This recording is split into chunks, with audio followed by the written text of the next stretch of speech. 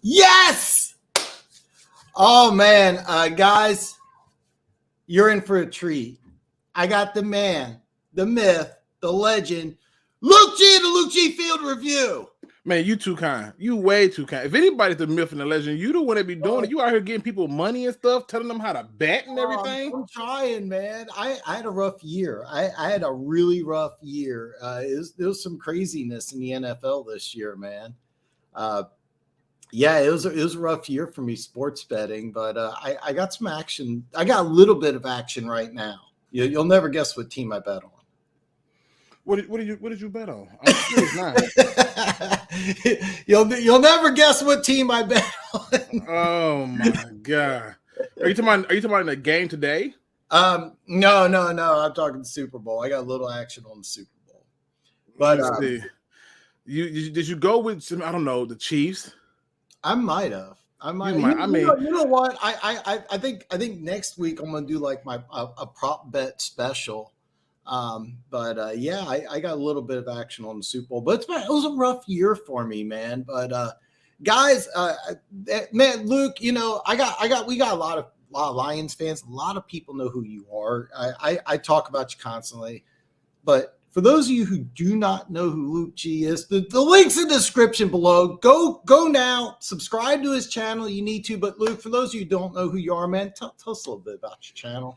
Yeah, basically, I talk all things Detroit Lions. I kind of been on a little bit of a hiatus, dealing with life because life been lifing. But I talk all things Detroit Lions 24/7 pretty much, and it's not going to be your usual takes. A lot of people think I say things just to be different, but I really do view football from a different lens than most people, and so I give them what I see. You can get hard truths. You're gonna hear me talk about draft. You're gonna hear me talk about transactions. You're gonna hear me talk about players, games. I mean, you name it. And then the best part about my show is anyone, and I mean anyone, is allowed to come on.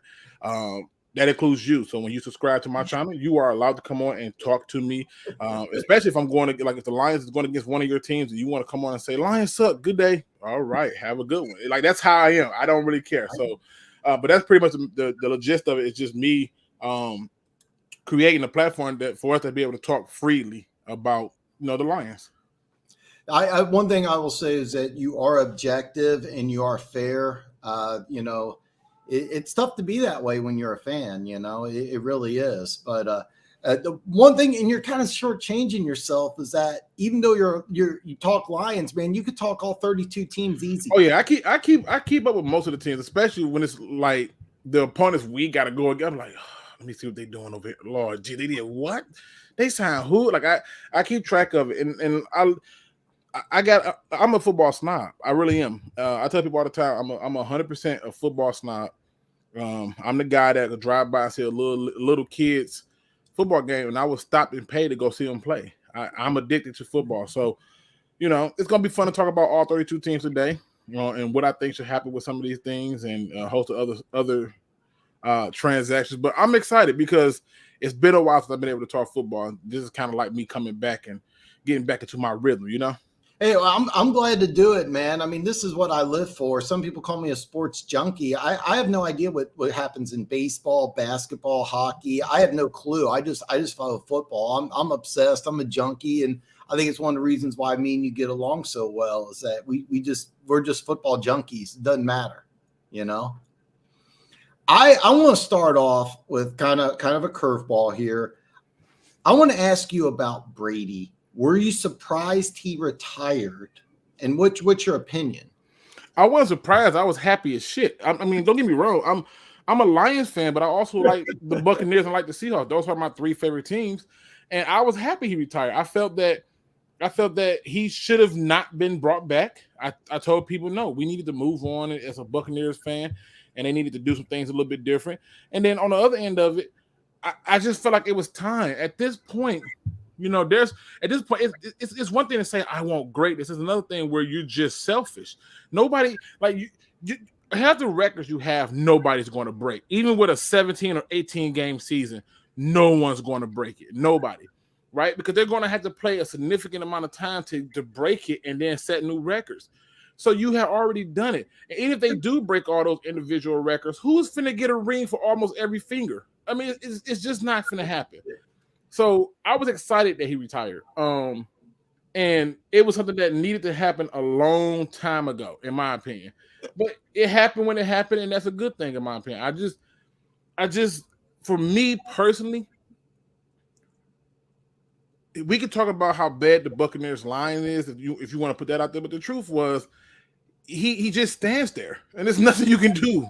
There's nothing you can do, and I think that the game is somewhat past him, and so you got to have a little mobility. Even Jared Goff can run and get away from people. He can't do any of that, and that's where I was excited to see him go. He's still going to be one of the greatest of all time, and he's still going to be considered the GOAT.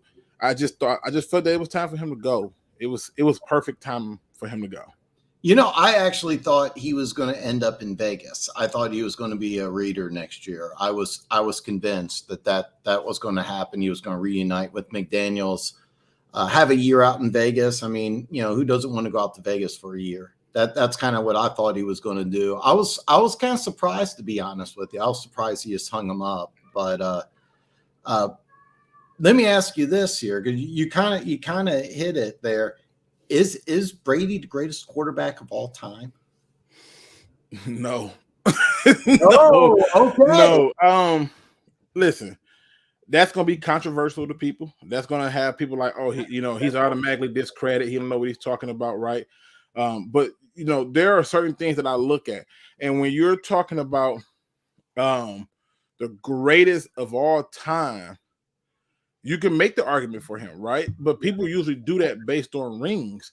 But I usually do the greatest of all time based on your actual individual ability.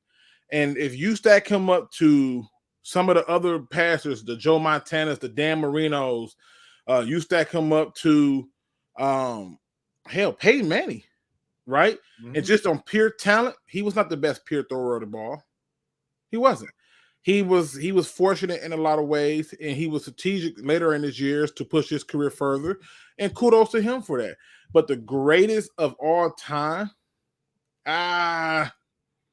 no, because again, to me, it's about individual, right? It's about individual. Okay. I think there are some quarterbacks who have been more accurate. I think statistically, if you want to say he's the greatest statistical quarterback, sure. But in terms of just pure talent, no. Like, to me, the most pure talent runner I ever seen at quarterback, in my opinion, was Michael Vick, right? Yeah. Like, but you have people who argue, well, Randall Cunningham, and what about Warren Moon, and what it was Michael Vick. I watched him run between three people and make them hit each other. Like, only person I've ever seen do that was Barry, right? And so, when you look at the way it works, like, for example, Emmitt Smith is the Russian legend, right? But when you talk about who's the greatest running back of all time, most people will tell you it's Barry Sanders, right? And he doesn't have the stats to back it up. He doesn't have it. So for me, it's bigger than that. It's about that individual thing that you're doing. When I look at Tom Brady, I never felt like he was the single greatest thing. I felt like he was on some really good teams. He had some bad teams. He figured some things out. He had a Hall of Fame head coach. Yeah, can't take that away. Yeah, then he went over to the Buccaneers, and tell me that team wasn't loaded. I mean, your slot receiver was Antonio Brown. Yeah. Bruce Arians, he's good. I thought he could make a case to be in the Hall of Fame himself. He's an excellent coach. I mean, he had Roethlisberger, Luck. I'm drawing a blank. The former Bengals quarterback. Everybody, just say everybody. Say everybody, because this is another thing that I don't think people realize too. Bruce Arians stopped coaching the Bucs because of Tom Brady. That's an interesting story. That was one thing that really took me by surprise. It was when he stepped down and the whole Brady Arians, Brady didn't want to be yelled at. Belichick didn't yell at him for 20 years. He goes to Tampa Bay, Arians yelling at him. Next thing you know, Arians has to go up to the front office. Yeah, and one funky Lion fan, I'm not saying that Warren Moon was the best pure thrower of the ball. I said, when talking about the best pure runner, the best pure runner of the ball in terms of like a quarterback, a mobile quarterback, a lot of people put Warren Moon in there, but to me it was Michael Vick in terms of a runner. Not the best pure thrower. Best pure thrower, in my opinion, It's Dan Marino. I don't care what nobody say. I still don't know how some of them passes he made work. And he did it in a time where you can literally just like completely clothesline a quarterback and decapitate him, and it was no issues. Like seriously. But I get why people look at the championships and stuff. But yeah, he Bruce Arians' attitude was you got your Super Bowl. It's time to move on. I'm ready to build this team and move it forward. And you did what we agreed that you was going to do. And you're now going to go behind my back and talk to ownership and say, yeah, I'm not retiring. Yeah, hold my beer. And then ownership realized that they messed up. So what they do, they give him a different position within the organization because he was done. He was over it. He had already saw some of the declining, in Brady's game. So for me, yeah, I'm excited that he's not there. I'm sorry. It was long overdue. I'm sorry. I found it kind of interesting. You don't consider do you have the greatest quarterback of all time? Who would be your time? We're playing the Klingons for the control planet Earth or whatever. Who's your quarterback? Dan Marino. Marino? Yep. Yeah. And if I were to put it like, let's say if I did like a top 5, like if I did like a top 5, it would probably go like Dan Marino, Peyton Manning. I would probably put at 3 Aaron Rodgers. I think his passes are just absolutely spot on. And at 4. I'll put you on the spot. No, you're good. At 4, I'm just looking in terms of at 4, I would put. Well, I don't know if I want to count him per se because he did have a lot, but at 4, I would put Joe Montana, and then I would probably put Tom Brady at 5. All right. I don't know if I right now today I would probably put Brady at 1. I'm gonna have to think about this. I have a list top 10 running backs of all time. I'm gonna make that video after the Super Bowl because I think running back, and this is another thing that's kind of interesting because I think with running backs, quarterback you can debate. Running back's the only position that there is no debate. I think it's Jim Brown, and then 2 through 10, you that's up for debate. But running back's the only position I think that there's a clear-cut number 1. With quarterback, I'll tell you, for years I thought Johnny Unitas was the best. I mean, invented the 2-minute offense just out of necessity. I mean, nobody did that before.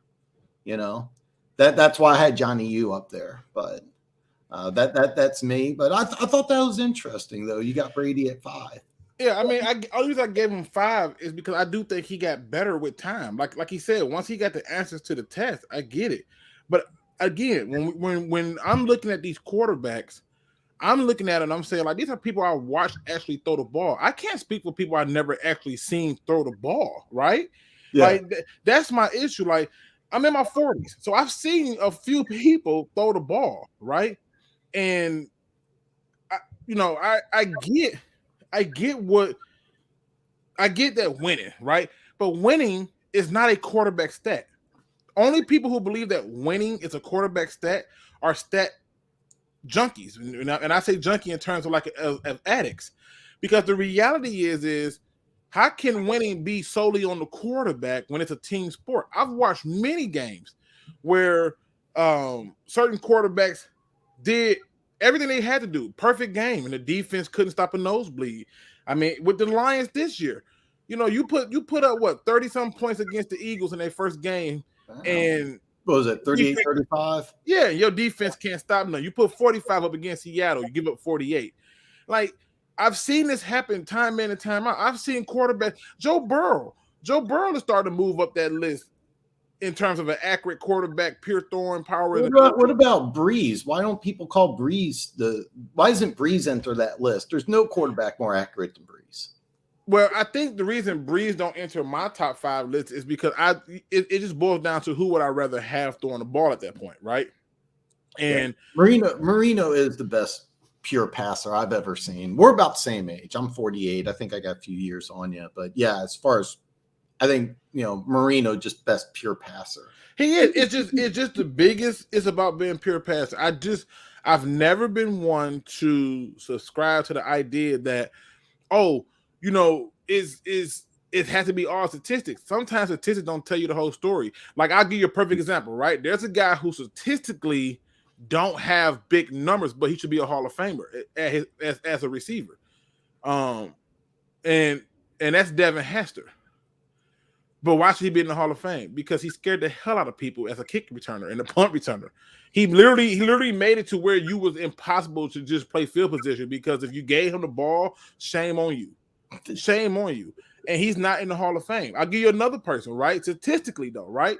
Statistically, if you look at Charles Peanut Tillman and you compare him to statistically to all of the other cornerbacks, belongs in the Hall of Fame. He belongs in the Hall of Fame. I tell everybody, show me a cornerback during his era who forced more turnovers. Like, no, seriously, there's not.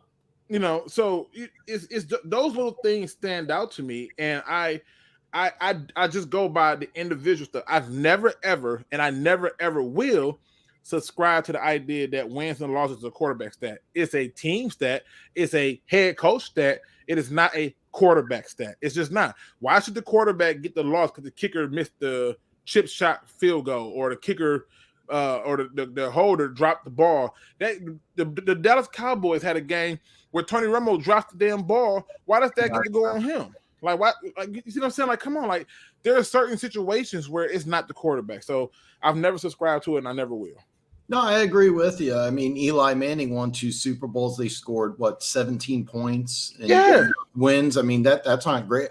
I'll argue this because I saw it in person. Phillip Rivers is a better quarterback than Eli Manning, because I watched Phillip Rivers at Arrowhead do some things that scared the living shit out of me. I hated watching Phillip Rivers because I respect the guy as a player. But as a Chiefs fan, when Phillip Rivers coming to Arrowhead, you're like, God, I know we got a 21-point lead, and I know there's 5 minutes left, but Rivers is on the field. You didn't say that about Eli Manning. No, and when you look at it, it's not just Eli. Eli's brother did the same thing his last year. Go to that Super Bowl and tell me he won that. Please tell me that. That whole year he stunk. Yeah, he stunk. I mean, it was almost as bad as his rookie season. That's how bad it was. It might have been as bad, to be honest with you. But even when he got to the Super Bowl, they won that because of defense. That defense was awesome. I knew they were going to beat Carolina, and I told people this, and people thought I was insane. I said, watch the Broncos defense. What are they going to do against Von Miller? And the defense dominated that game. They held Carolina to 10 points. Yeah, and to me, I just look at it like this. I'll never forget this. It was a game where the Bears made it to the Super Bowl. I'm trying to figure out who did they play in that. Was it the Colts? Yeah, the Bears Colts Super Bowl with Rex Grossman. Rex Grossman. So I'm sitting here watching Rex Grossman that whole year, and I don't think I ever heard a quarterback thank his defense so much. I don't. And I'm thinking to myself, how does he get to the Super Bowl? It wasn't him. And I like you said, Phillip Rivers. Phillip Rivers just was on crappy teams. He should have probably been left and went somewhere else to get it done. And he didn't. I feel like if Phillip Rivers did what Stafford did and said, look, trade me, I got a small window and this is it, then it would have worked out. But even there was a lot of fans who didn't even want to see Stafford win the championship. They're like, oh, I don't want to see him win. And it's just 100% boils down to having a person that you can just look at and say, you know what, this person really contribute to us winning. And it's a lot of quarterbacks I can look at and say, that is not the case. And it's just the reality of it. It's just the reality of it. I know One Pride 40 says Brady's game is precision passing. Yeah. Okay. I mean, this is how I look at it. Okay. If you look at a lot of the things, it's not precision passing when you have a coach who can scheme open anything. You know, he can scheme tuna to get into a meat grinder to go into a can. And so when you have that ability, it changes everything. One of the things and again, it's one of the reasons why I look at Joe Montana and I'm like, yeah, you had Jerry Rice, but you look at them passes. Most of the time, you didn't see Jerry Rice having to slow down. Most of the time, when you look at Tom Brady, those were short passes going the distance. The one year they gave him a fast receiver, which was Randy Moss. He went off, but all he had to do was with all his might just throw it ahead of Randy. You're not going to miss that. Well, I did a series, top 10 Super Bowl teams of all time. The 84 Super Bowl, when you had Marino versus Montana. Look at Montana's game. Now the defense helped out. They had Roger Craig, who had a great game too. But Montana ran for like 60 yards and a touchdown, and he threw for 354. That wasn't with Rice. The next year they drafted Rice.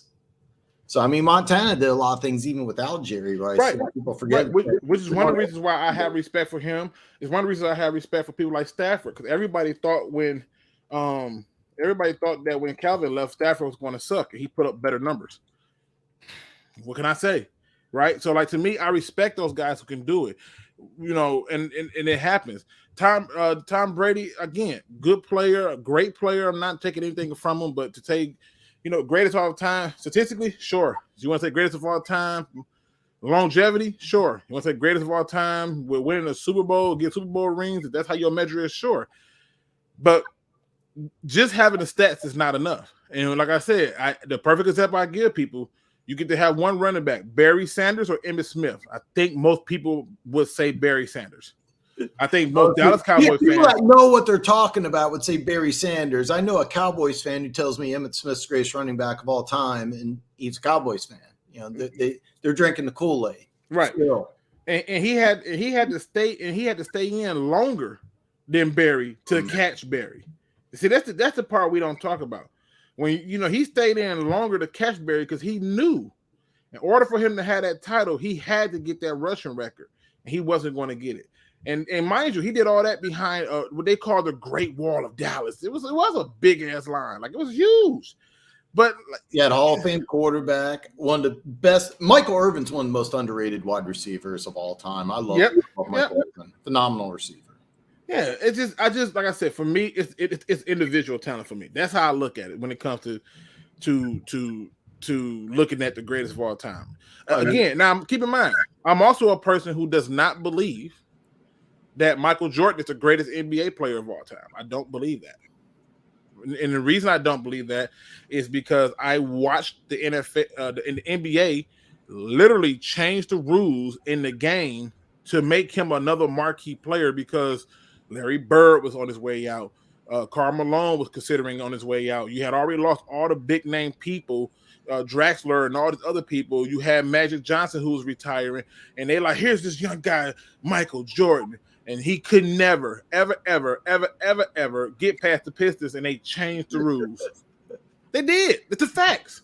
No, I don't follow basketball very much, but just recently I watched the Malice at the Palace and then the Bad Boys, the Pistons years, and I didn't realize how much the Pistons were hurt by the expansion draft because you could only protect 8 players, and they went 10 deep, so. Like some of the key Pistons players were sent. I think one of them was sent to Minnesota. Another one was sent to another team. I didn't realize it was like, well, because the NBA didn't like Detroit at all. I didn't realize how much they didn't want the Bad Boys to win because a lot of people didn't like it. Some people loved it, but Detroit's not a big market. The physical basketball, some people didn't like watching it. They wanted to watch. I mean, let's face it, Chicago's a major media market. Detroit's not. So which one do you want, winning championships and going to the finals? And all those are real narratives. So again, this is why I don't subscribe to quarterback wins and losses. This is why I don't this is why my way of thinking is different. I look at it like this, right? In boxing, we always can figure out who was the better man because it was one-on-one, right? Yeah. And so at that point, it's one-on-one. Nothing's going to change what you do outside of the refs, right? And so we can say, oh, who's this person is, and this person's the best. But when it comes to football, the ultimate team sport, how many times have you seen one player make a dumb decision that results into a better position for a team. I mean, I don't know. Sorry, Dan, but in most recent time, you decided to hit the quarterback on his way out of bounds. Yeah, you're real smart. That one decision altered the whole game. It did. And Joe Burrow gets to be the guy who gets the L. Why? Why? No, Burrow played it. I mean, I give Burrow a ton of credit. I'm one of these weird Chiefs fans, and I said this before the game. I said, whoever wins between Chiefs and Bengals, that's who I'm cheering for in the Super Bowl. And it's nothing against Philly. It's just I had a lot of respect for Cincinnati. I mean, 3 backup offensive linemen. I mean, I'll give Burrow his credit, man. That's a good quarterback. It's a good quarterback. It's going to be fun for the NFL. You know, the Mahomes, Burrow, Mahomes, Allen. I mean, those are fun things to watch. Yeah, and like I said, but why does that go to Joe Burrow for the loss? Why? How come when the receiver drops an easy touchdown, it don't go to them? No, I agree with you. And Funk has a great point here. Quarterback wins become a stat because the media needed talk. You're Funk. You nailed it, man. You nailed it. Another thing is, Funk, you have a good point because outside linebacker, I'd be hard pressed to find anybody better than Lawrence Taylor. I'd have to think about that. I'd have to think about that long and hard. Who would be there? You might have a good point there. So I love Lawrence Taylor, right? Like I say this all the time. I love Lawrence Taylor. However, I got questions, right? Okay, I have dislocated my shoulder playing football. It hurt bad. Even when they put it back, gave it shots and everything, it still hurt. I could not go back out there and play. I'm serious. Like, it hurt. I remember that. But if I was on crack. For those of you who don't know what we're talking about, Lawrence Taylor dislocated his shoulder. I think it was on Monday Night Football against the Saints. They put this harness on him, and he went back out there, and I think he had 2.5 sacks. And I don't know how he did it. I'm watching this. I'm thinking to myself, well, like, he might have. Lawrence Taylor did have some drug issues. Listen, think about it, right? Think about it. Think about it. Till this day, nobody has finished a game with a dislocated shoulder. I'm telling you, he was high. That man went in there. You heard it here, folks. I'm telling you, he went there, snorted a line or something. This is what you get, folks. It's raw here. We tell the truth. He says, hey, Luke, everyone was on coke in the 80s. I'm just saying, I literally did the same injury, and I tried everything. They packed that thing with trying to make it more padded, and I was like, I'm not going to use that arm. And the moment your natural reaction is to tackle with it, he was out there making full tackles. He played a phenomenal game. That was a phenomenal game. He dislocated your shoulder and was still tackling with it. You had to be a crackhead to do that. And I love him. I just wonder how much of that stuff he was doing was because he was high. Think about it. You can see a crackhead hop out of a building 10 stories, land on his feet with a 57-inch TV and not miss a beat. Meanwhile, this guy's running around here super fat. He's super aggressive. He's fully got a dislocated shoulder. And he was high. He had 2.5 sacks. Shout out to my girl. Hey, girl TV. I'm glad my girl's here, man. Hey, shout out to her. Yeah, listen, I just question how high he was in a lot of those games. Hey, what can I say? Yeah, what was it? Trent Dilfer won a Super Bowl. Brad Johnson couldn't even start in college. He won a Super Bowl. Yep, keep going. I mean, oh God, I'm trying to think here. Worst quarterbacks to win a Super Bowl: Brad Johnson, Trent Dilfer, Nick Foles. But look who got there. Look who got there. Jake Delhomme. God. Quarterbacks just went to Rex Grossman. Grossman's Hasselbeck. The worst. Hasselbeck got there. Yeah, Hasselbeck got there. I mean, that it was funny. I was just tweeting this that Pittsburgh Seattle Super Bowl is the worst one ever. First of all, I ain't gonna say it's the worst, but I as a Seahawks fan, I was excited to see it because you knew that was gonna come down to a defensive play, and I was excited about that. But we can go down memory lane on it, man. Move to the next question. I had to question Lawrence Taylor a little bit because I know I know crackhead behavior. That's a good one though, Funk. I didn't think about that because I'm gonna do my top 10 running back list. I'm gonna have that, but yeah, as far as the greatest of all time, I have a hard time thinking that Lawrence Taylor might. I have to think about that one. That's a good one. So next question I want to ask, and I had some fun with this, but I want to talk about the head coaches that were hired. You got D'Amico Ryans for Houston, Frank Wright, Carolina, and Sean Payton, Denver. I had some fun with this. I made kind of a joke video about the Sean Payton going to Denver. But all these coaches, does any of these stand out? I want to know your opinion on these hires. Are these good hires, bad hires? Anything stand out to you? I thought the D'Amico Ryan hire was more. First of all, shout out to the Lions, because I think what people don't realize is Dan Campbell has people really buying into trying to get this attitude, and he's such a player's coach, but he's straight to the point. He's passionate, and the players literally would die for him. It looks like, right? And they're hoping that by bringing D'Amico Ryan into the Texans, it's a three-parter, right? So unfortunately, the first part is we're hoping we get the player coach who's passionate. He's going to make our defense better, right?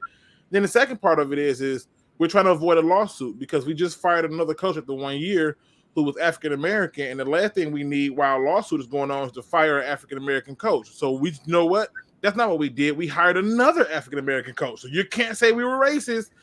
So you get that part of it, but then you get the third part of it. This the one that they think is the biggest one.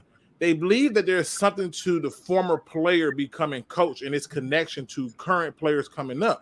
And again, that's the contribute to a number of coaches, including Dan Campbell most recently, as the one that's doing it. So to me, that hire is going to be built on, can he build a staff? Because outside of him being that coordinator, he never really was like the assistant head coach or really had a head coaching experience. So I'm not really impressed with that one. The one that scares me the most is Frank Wright. Going over to the Panthers, I'm just thinking to myself, you're going to get this guy a canvas where the border is already made and you can paint whatever you want, meaning that he can go out and take a quarterback, groom the quarterback how he sees fit. Mm-hmm. He's got talent that he can use on the defensive and offensive side of the ball. Brian Burns, Jeremy Chin. Like, you got my man's the receiver over there. I'm drawing a blank on his damn name. DJ Moore. Yeah, real rated receiver. So that one scares me.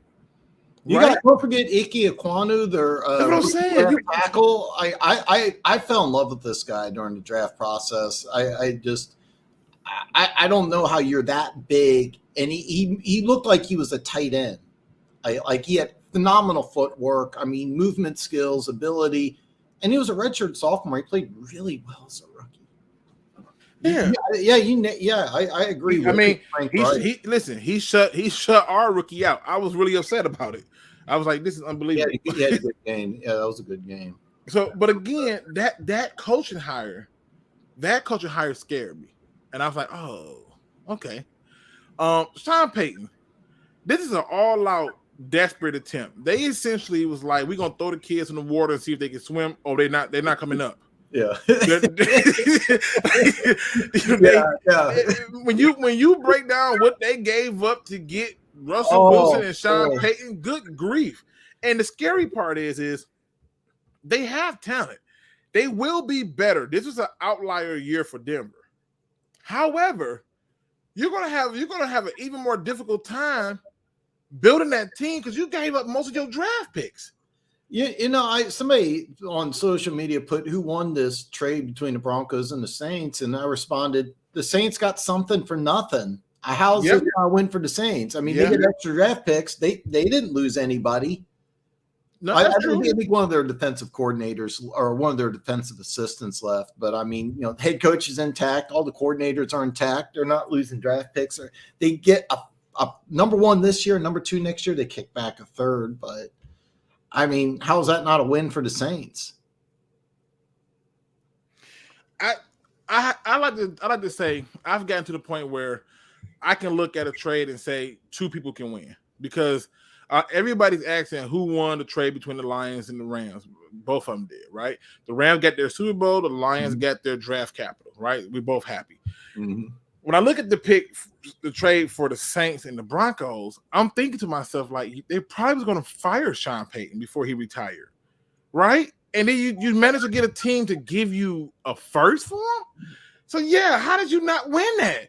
Like, how did you and then not only did you trade him, he's the only way you get to meet him is if it's a one game or you win a Super Bowl. Like, he's been not coaching for years. I just feel like, yeah, they finessed it. They really did. There's something on social media, and I wish we would drug this up somewhere, where Peyton said he didn't want to coach Russell Wilson. It was like in the middle of the season. He didn't even he wanted nothing to do with the guy, and then he met with the Walton Penner group, and then next thing you know, he's going there. So yeah, see, that's what I'm saying. It's just one of those things where you look at it and it's like this is not the trade like the Buccaneers did. When the Buccaneers traded for freaking John Gruden, that was in the middle of the season. The season had already started. I thought it was at the beginning. I thought it was after the season ended that he went from the Raiders to the Bucs. No, I thought it was right. No, that was in the season. That's why. Then I mean, I hate to say it, but it's the truth. That's why when we made it to the Super Bowl, they knew all of their plays. He put everything there. I'm pretty sure those. I mean, I'd have to look it up, but I'm pretty sure it was at the beginning of the season that he went from the Raiders to the Bucs. Look it up. The season had already started. They had played a few games, and then the Bucs traded for him. Uh-huh. And then they went to the Super Bowl and ended up playing the Raiders, and everybody went, "Oh, you got to be kidding me!" And then the Buccaneers even admitted they knew every single play call. They knew every look because he put everything there. I was pretty sure it was the beginning, but I do want to touch base on these coaches. I like the Ryans hire, and the reason why I like it is that the defensive scheme is very similar to wide nine and the Tampa 2 defense. I think that the defense will get up and running, and I also like the extra draft picks. Now, I'm kind of in a minority because I like Davis Mills a lot. And they're going to keep, I'm drawing a blank on the kid's name, their offensive coordinator. They're going to keep the coordinator in place. So the offense isn't going to change. So I'm kind of hoping that what they do is they say, okay, look, you're a defensive-minded coach. You pick what? I think it's 2nd and 11th. I should have this memorized, but I don't yet. Use those picks on defensive players to improve that front seven. That's what your bread and butter is. I mean, the 49ers defense, when they had the 2nd pick in the draft, they chose Nick Bosa.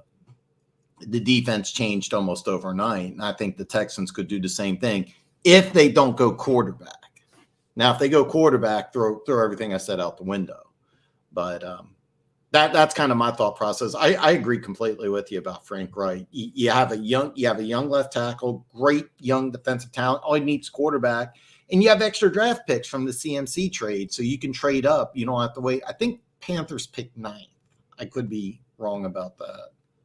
I'm pretty sure they picked 9th. So I draw blanks right now trying to remember. Trying to remember when they picked, but Frank Wright to me was a good coach, and I was shocked that he was let go by the coach, because I'm thinking to myself, look at that season. You Jeff Saturday couldn't even figure it out. You just look at, again, credit to Dan Campbell. He got everybody wanting to buy into this player coach thing, and Jeff Saturday was out there like, I'm not sure what to do with this. I'm not sure how to make this go here, and it didn't work out. And to me, that Frank Wright was huge. I wish the Buccaneers would go get a new head coach, but you know what? Hey, next year. That Bucs situation, that's a tough one. To be honest with you, they got some free agents they got to take care of. Got to figure out what to do with the quarterback situation. It's going to that's a weird.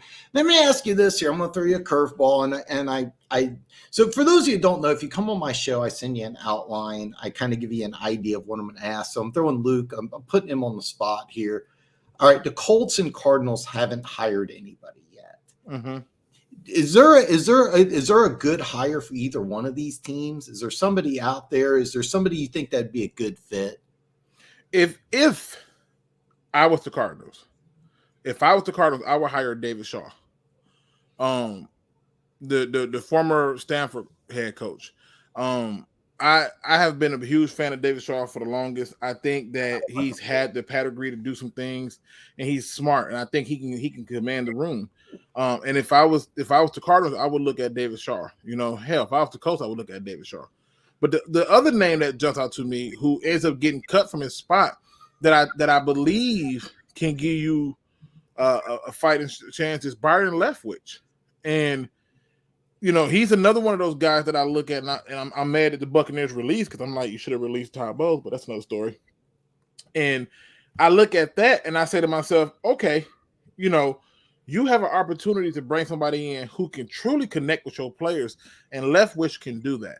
And if you're going to go out and draft a quarterback, or you already have a quarterback who is slightly disgruntled because his head coach couldn't figure out how to run a game plan that didn't involve him trying to run for his life, yeah, I can see those being another connection. But there's another name. There's one more name that I don't think people have been talking about that could really come in and make what's the word I want to use for? I want to say make a significant change, right? And again, all my opinion, but Steve Wilkes.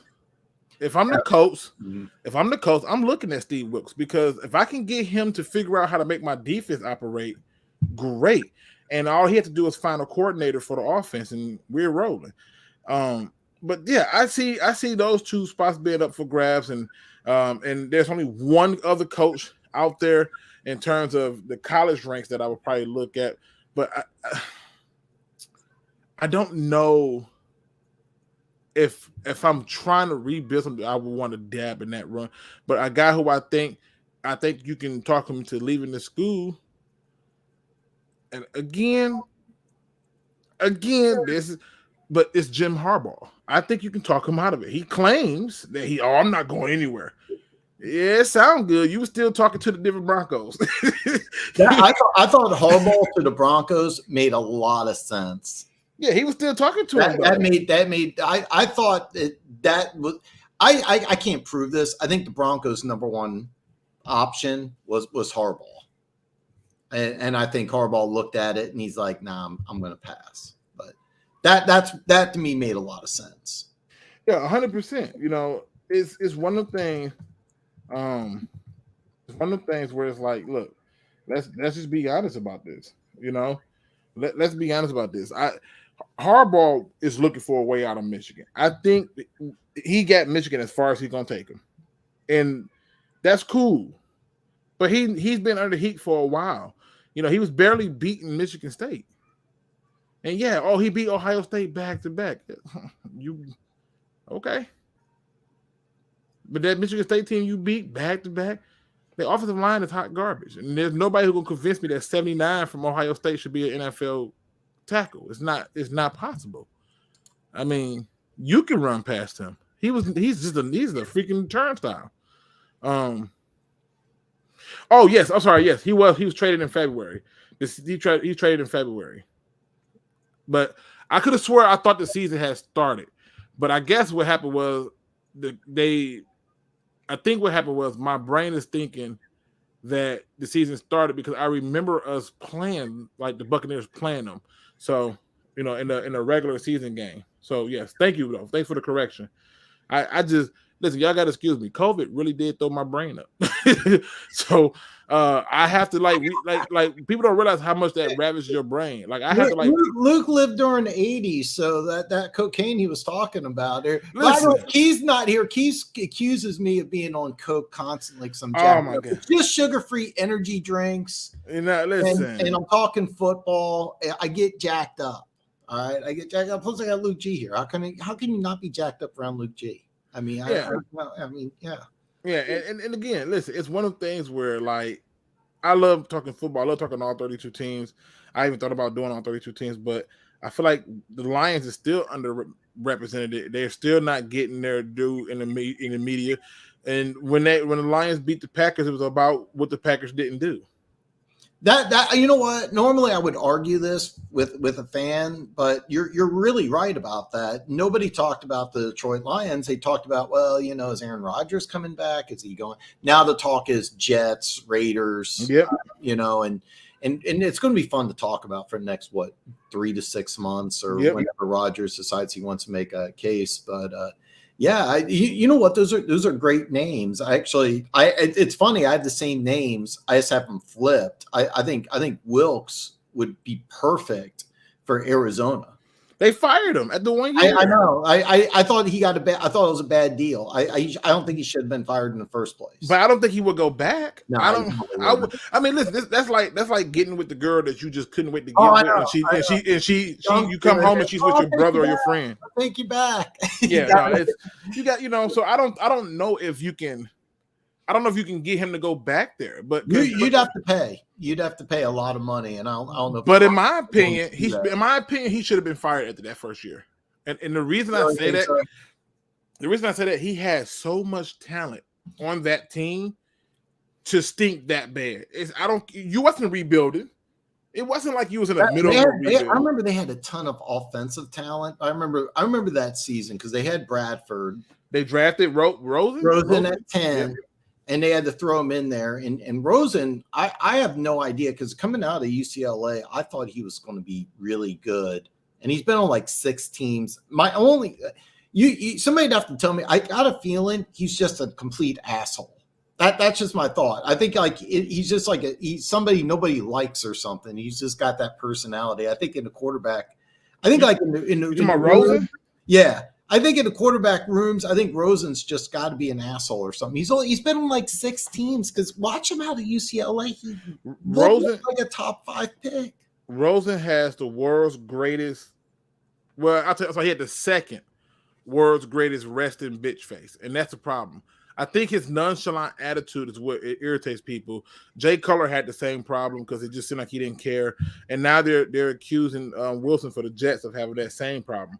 Yeah. Where these are rich people who can care less about football. They just want the notoriety, and they're just doing it for the hell of it.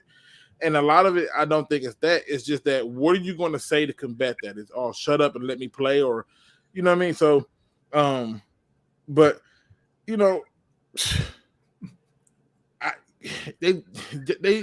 the Cardinals just got excited the moment they heard Cliff Kingsbury wanted to be a head coach, and they went, "Oh, this guy can change everything," and that's the mistake he made. And then remember, he was public about wanting Kyler Murray, and that was kind of interesting because the Colts had the number 1 pick, and they were like, "Hey, we can sell a bunch of jerseys. We got face of the franchise. We have this fun offense." And it'll be interesting to see what both these teams do. I tell you the truth, I don't think Wilkes in San Francisco is. I think Wilkes is a guy who deserves to be an NFL head coach. I was kind of surprised Carolina didn't give him the job, but I have to admit I like Reich better. I think that's just a better move for Carolina. I do too. I think it was a better move. Also, I think to me, Frank Reich should not have been fired. He coaches the game the way I feel that most teams should coach it. And people wonder why the Lions have a surge. It's because we play old school football. We run the ball. We dare you to come up, and then we dot you up over the top. And then when you go over the top, we dot you up in the middle and play the short game. So I just love the way they coach. Shout out to Denver Gator says, Wilkes back to Arizona is like putting a jug of spoiled milk back in the fridge, hoping it's fresh tomorrow. That's just the truth. It's the truth. It is. I mean, it's just here's the thing. Everybody runs a nickel. It's no more of a 4-3-3-4, but that's still the base package. Wilkes is a 3-4 defensive coordinator, and San Francisco runs that wide 9-4-3. You're going to have to switch things up. And I don't think it's finalized that he's the 49ers defensive coordinator, but that kind of looks like what's going to happen. Yeah, and I think that if he does go there, I don't think they got to switch up much because they got the personnel to pay 3-4 or 4-3. And there's a few games that I recall where they did play 4-3. I'm sorry, where they did play 3-4, and I was like, oh, they got people standing up. What's this going on here? Yeah, so, Bosa. I tell you the truth. I think both Bosa brothers are better suited to play outside linebacker than defensive end. But Yeah, I think some people are better with their hand in the dirt than others. And in my opinion, the best can do it both ways, right? Like, you can't be the world's greatest lover with one position. Like, hey, missionary, I'm making it the all-time great. Just this right here.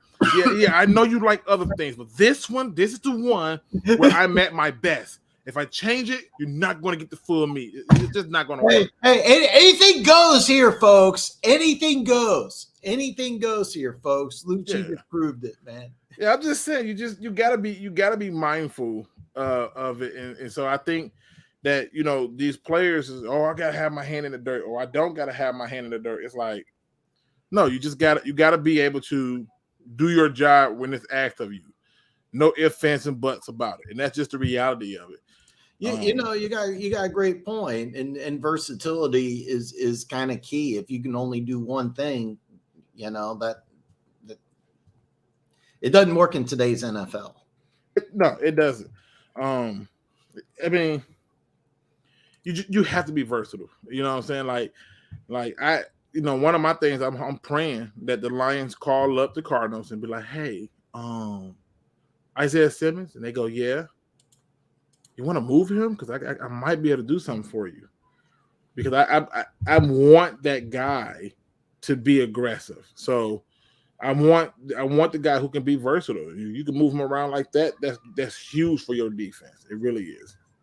Well, it's kind of interesting because like versatility kind of brings up the thing that I really am excited about, and I'm kind of hoping I can get you to come back later on before the draft, because I want to talk draft, because you kind of undersold the thing that's I think best about your channel is you talking about the draft and you breaking down the players. When it comes to draft content, folks, if you're a draft junkie, you got to follow Luke G Field Review.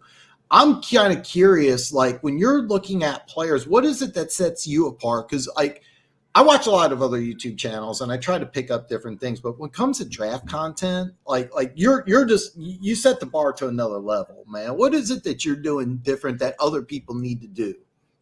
I'm treating it like I'm getting ready to add players to my team to coach. And so I'm looking at, hey, how does this translate into doing what I think needs to be done to help us win games? So like one of the positions that's hard for me to kind of gauge in a way though is quarterback, because it really does depend upon what you put around a quarterback. Quarterback is the one position that's dependent upon everything else to work in unity for it to be an effective position. But when I'm watching a cornerback, I'm looking at the little stuff. Are you doing the little stuff, using the field to your advantage? If I watch you as a cornerback, like I did with Okudah, giving people repeatedly free releases, yeah, we got a problem, because you have a sideline you can use.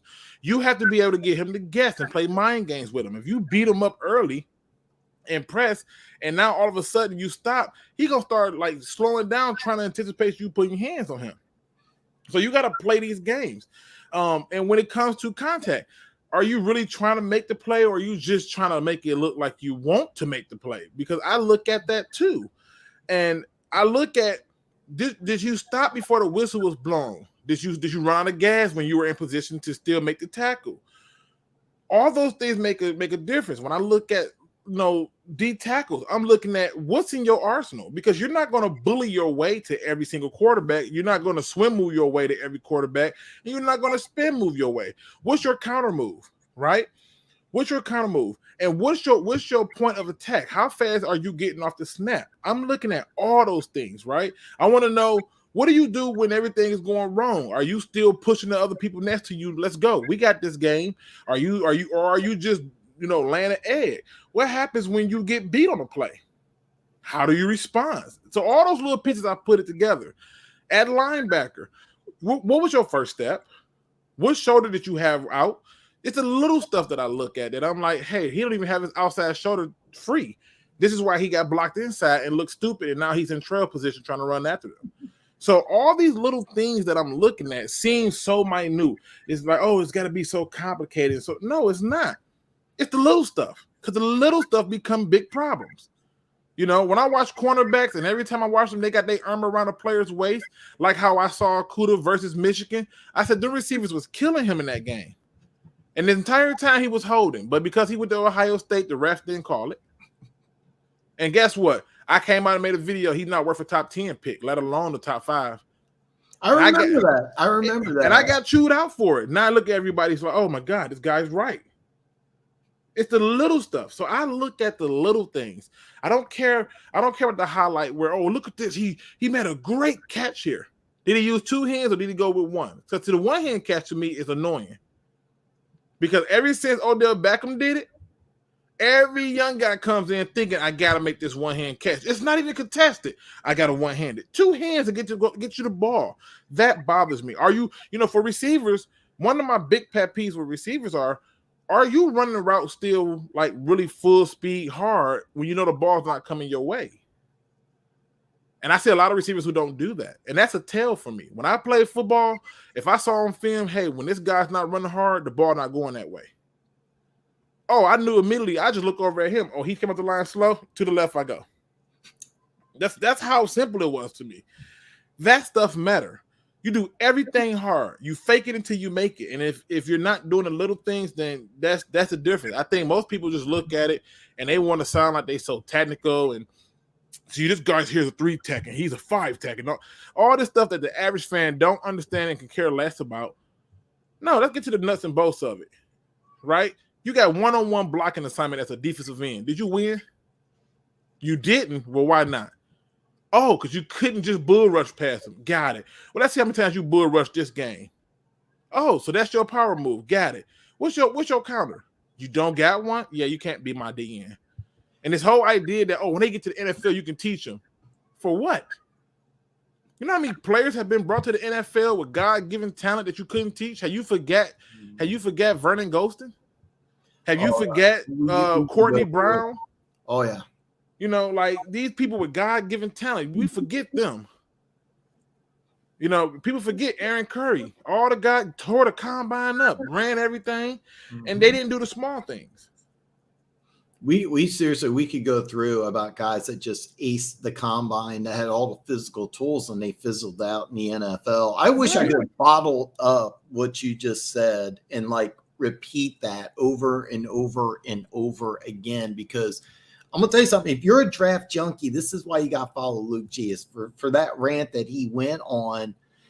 These are all key things. These are all very important, and this is why you want to follow Luke G. And you don't want to follow. I'm gonna say it because I know you agree with me here, but this is why you don't want to follow these people from PFF.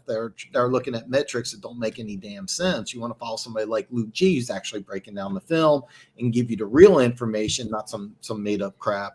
And I have a hatred towards PFF for anybody. You and me both. I love how Pro Football Focus likes to bring up this metric of, oh, this guy had this many pressures, and I have a very interesting take on pressure. All right, just quick and swift. Why does a pressure count if the play is not negative? Right? So, like in the case of Joe Burrow, I remember watching games where Joe Burrow would take some of the most vicious hits, and it would be counted as a pressure, but the ball was delivered 45 yards down the field for a touchdown. He wasn't pressured at all.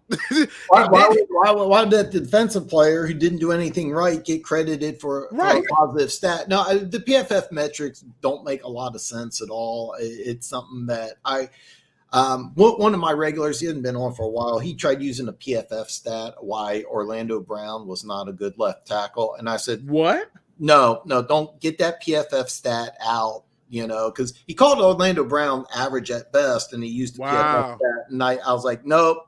And unfortunately, he hasn't been back. He's a good guy, but he uses PFF to argue something with me. And I was like, nope, not count. And if you're going to tell me that Orlando Brown's not a good left tackle because of something PFF says, you're not watching film.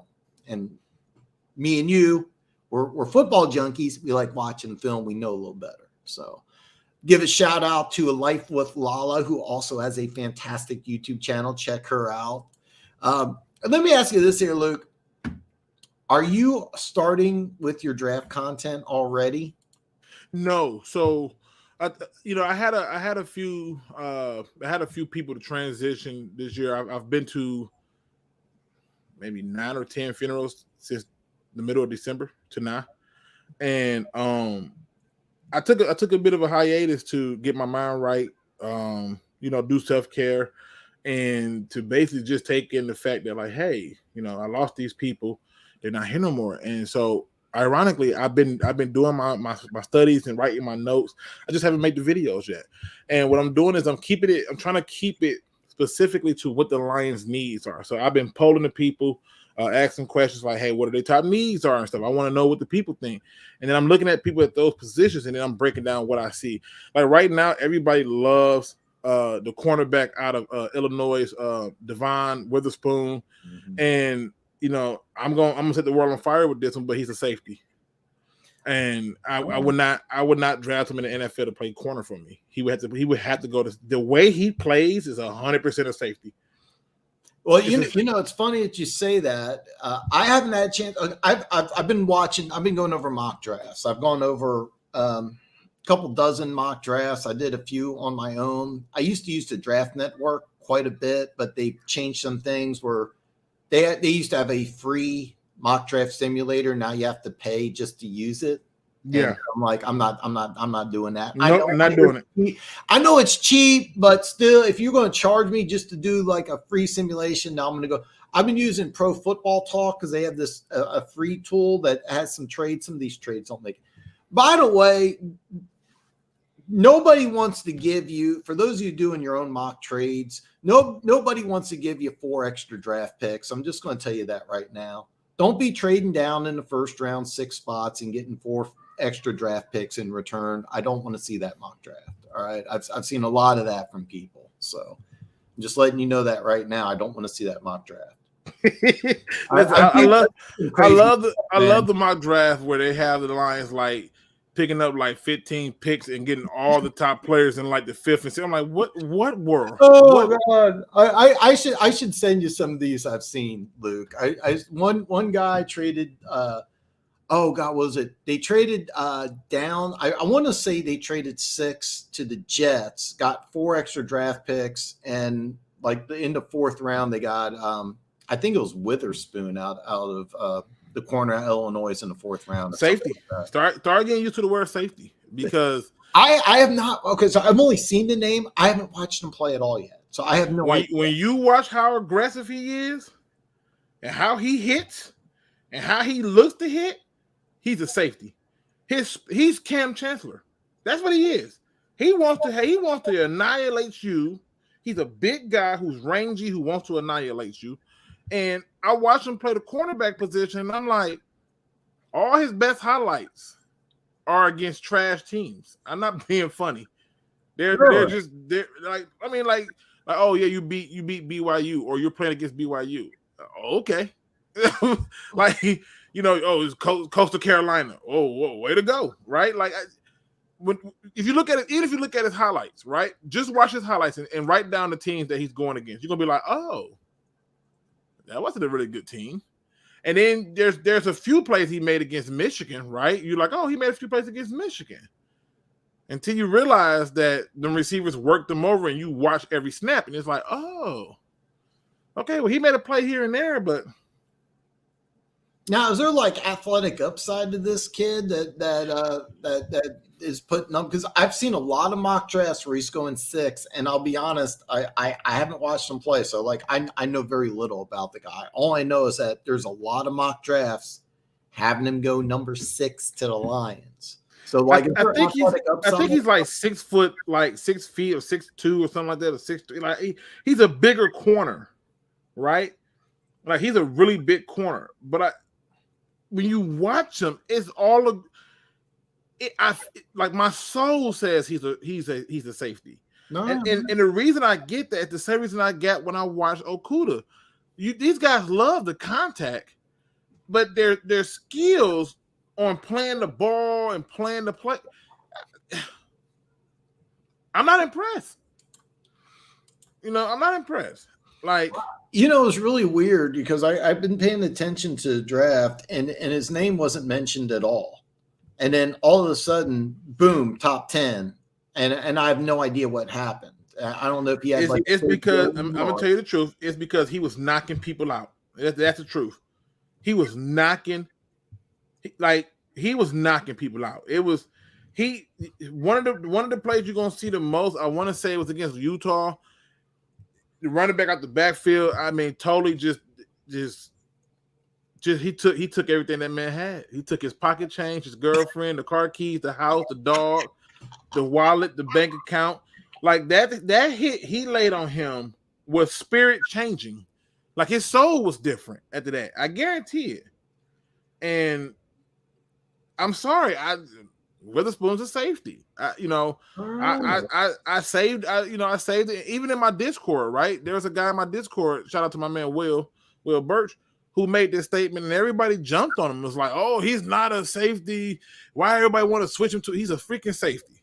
He moves like a safety. He looks like a safety. He smells like a safety. He breathes like a safety. He's a safety.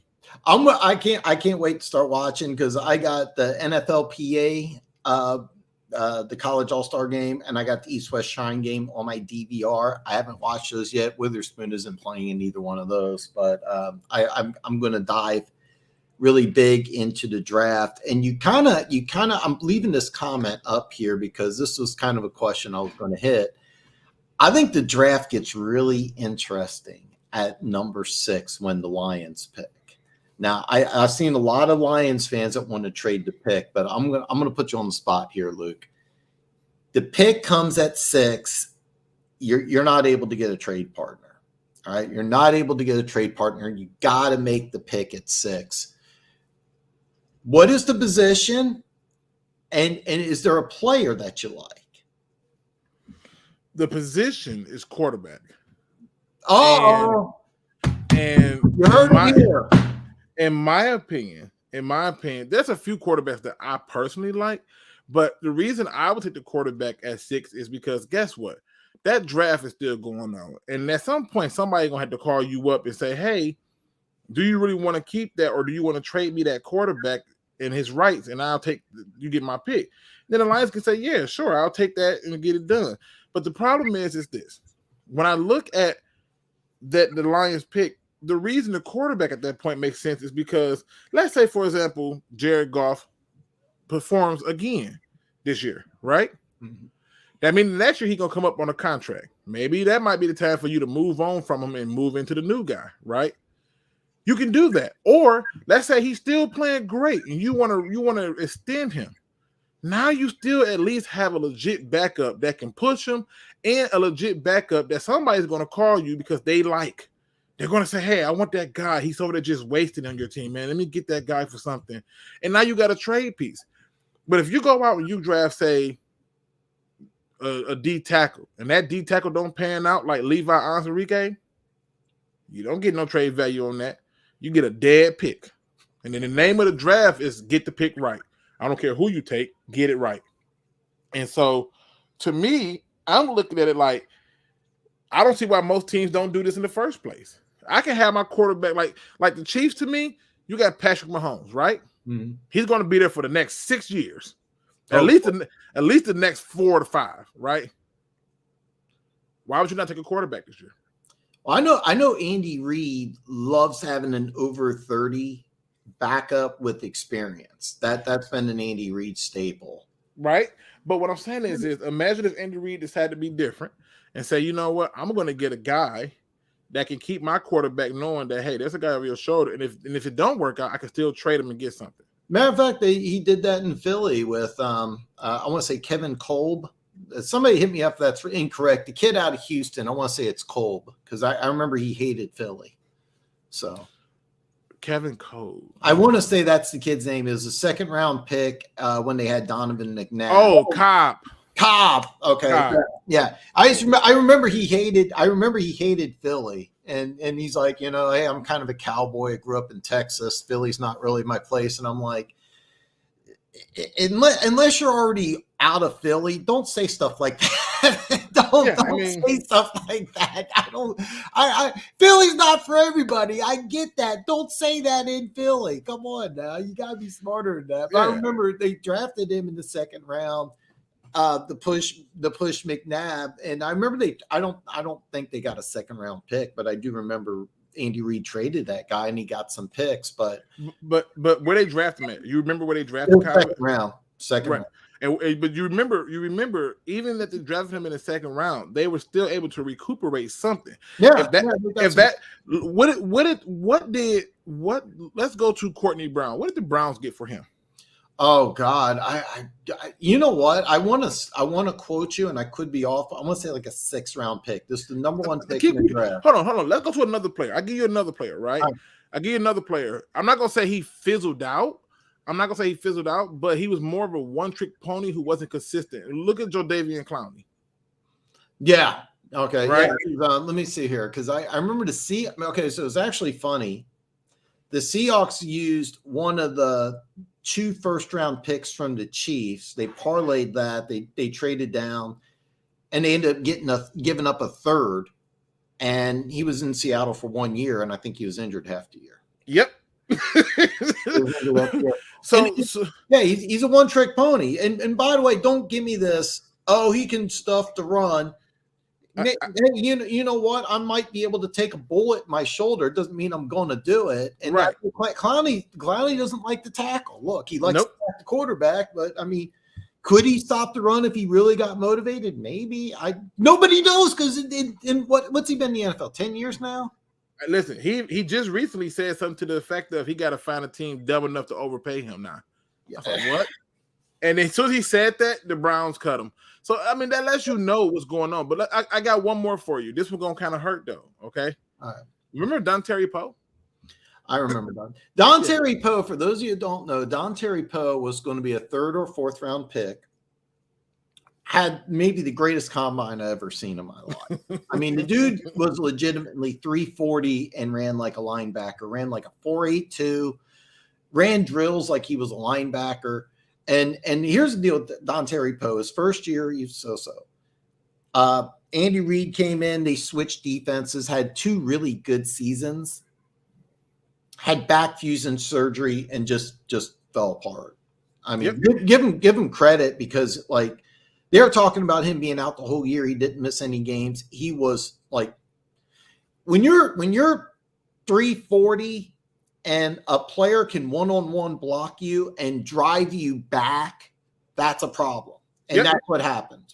And he in like Kansas City, he tried to, he was mad because he didn't get a long-term deal. I'm like, watch the tape. You're 340 and there's one guy blocking you and driving you backwards. That's a problem. You can't be 340 and be blocked one-on-one. And he ended up bouncing around the NFL. Yeah, But again, look what happened. There was no way for you to recoup anything past that. And so when I look at the Lions, I'm thinking to myself, I've seen the worst of the. They was still able to trade some of these bum quarterbacks. Like Josh Rosen got traded. You know, you're talking about what was the backup that the God, before Eli Manning got there, when the Giants, what's his name? I'm not okay. I know who you're talking about. Jesus. Okay, so you have Daniel Jones, but it was when Eli Manning was still there. I know who you're talking about. I'm drawing it economy. But so let me ask you this though: you want to draft a quarterback at 6 mainly because of trade value, or is there value at the position, or is it because there's nobody at 6? I don't subscribe to trade value, and the reason I don't subscribe to trade value is because everybody talks trade value until the pick is wrong, right? Mm-hmm. Like the Raiders were so excited to have Jamarcus Russell, forget Calvin Johnson, it's Jamarcus Russell, right? Look how that turned out, right? And yes, that sucked. That's one of them things where you couldn't do nothing with him. You threw him to the fire. He came out. He didn't perform well, right? Denver was excited to have Tebow. He was, so these things happen.